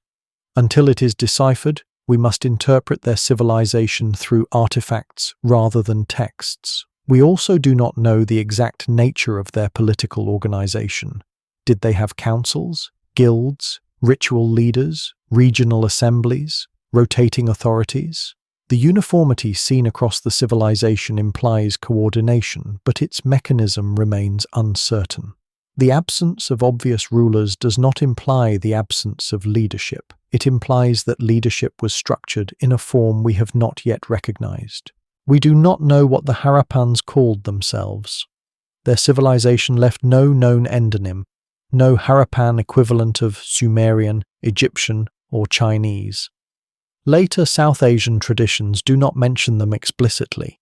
Their cultural memory may lie buried in folklore or early textual hints, but if so, it remains unproven. We do not know the full extent of interactions between Harappan communities and Indo-Aryan-speaking groups who migrated into the region during the late Harappan period. These interactions likely shaped early Vedic culture, but the exact nature of this cultural blending remains one of the great unresolved questions in South Asian prehistory. We also do not know precisely how the civilization's decline unfolded in each region. The process of unraveling was uneven, with some areas thriving longer than others. Mapping this transformation requires more excavation, more climate data, and more regional studies. Yet perhaps the most profound unknown is how the Harappans understood themselves. What were their values, their fears, their aspirations? How did they interpret the natural world? What stories did they tell their children about the origin of the rivers or the purpose of the stars? What moral codes guided their communities? Archaeology gives us tools, but it cannot give us voices. Still, the Indus Valley Civilization matters for scholars, for South Asian communities, and for the global story of humanity. It matters because it expands our understanding of how early urban societies can function. The Harappans demonstrate that large, complex civilizations do not require kings, monuments, or widespread warfare. They built a system based on order, planning, and cooperation. Their cities were places for living, not for glorifying rulers. In this way, the Harappans challenge modern assumptions that hierarchy and militarism are inevitable components of civilization. It matters because it reveals the adaptability of human societies. Faced with shifting rivers and weakening monsoons, Harappan communities adapted for centuries, building reservoirs, relocating settlements, and sustaining agriculture in new environments. Their story illustrates both the fragility and resilience of human systems confronted with environmental change. It matters because it contributes to South Asia's deep historical identity. Long before the rise of later empires, philosophies, or religious traditions, the Harappans shaped cultural landscapes, technologies, and settlement patterns that influenced later generations. They stand as a foundational chapter in the subcontinent's long and diverse history. It matters because it invites humility. The Harappans achieved extraordinary sophistication, yet their voices remain silent. This silence reminds us of the limits of our knowledge and the possibility that other ancient civilizations, less visible, less preserved, may have shaped human history in ways we have yet to discover. And it matters because it inspires wonder. The undeciphered script, the mysterious figurines, the monumental bath, the vast grid-like cities, the intricate beads, all evoke a sense of awe at what humans accomplished so many millennia ago. They invite us to imagine lives lived in distant ages, artisans carving beads by lamplight, farmers tending fields along shifting rivers, children playing with terracotta toys, merchants journeying across seas, and scribes carving symbols whose meanings we still long to understand. The Indus Valley Civilization remains a story of brilliance tempered by mystery. It challenges historians, scientists, linguists, and archaeologists to push boundaries and collaborate across disciplines. It reminds us that history is not only what we know, but also what we strive to uncover. In the end, the Harappans may be silent, but their silence is not empty. It urges us to keep asking questions, keep searching, and keep building bridges between past and present. Their story continues, not because we have solved its mysteries, but because so many remain, inviting future generations to explore, to imagine, and to rediscover a civilization that shaped the human journey in ways we are only beginning to understand. A civilization that shaped the human journey in ways we are only beginning to understand.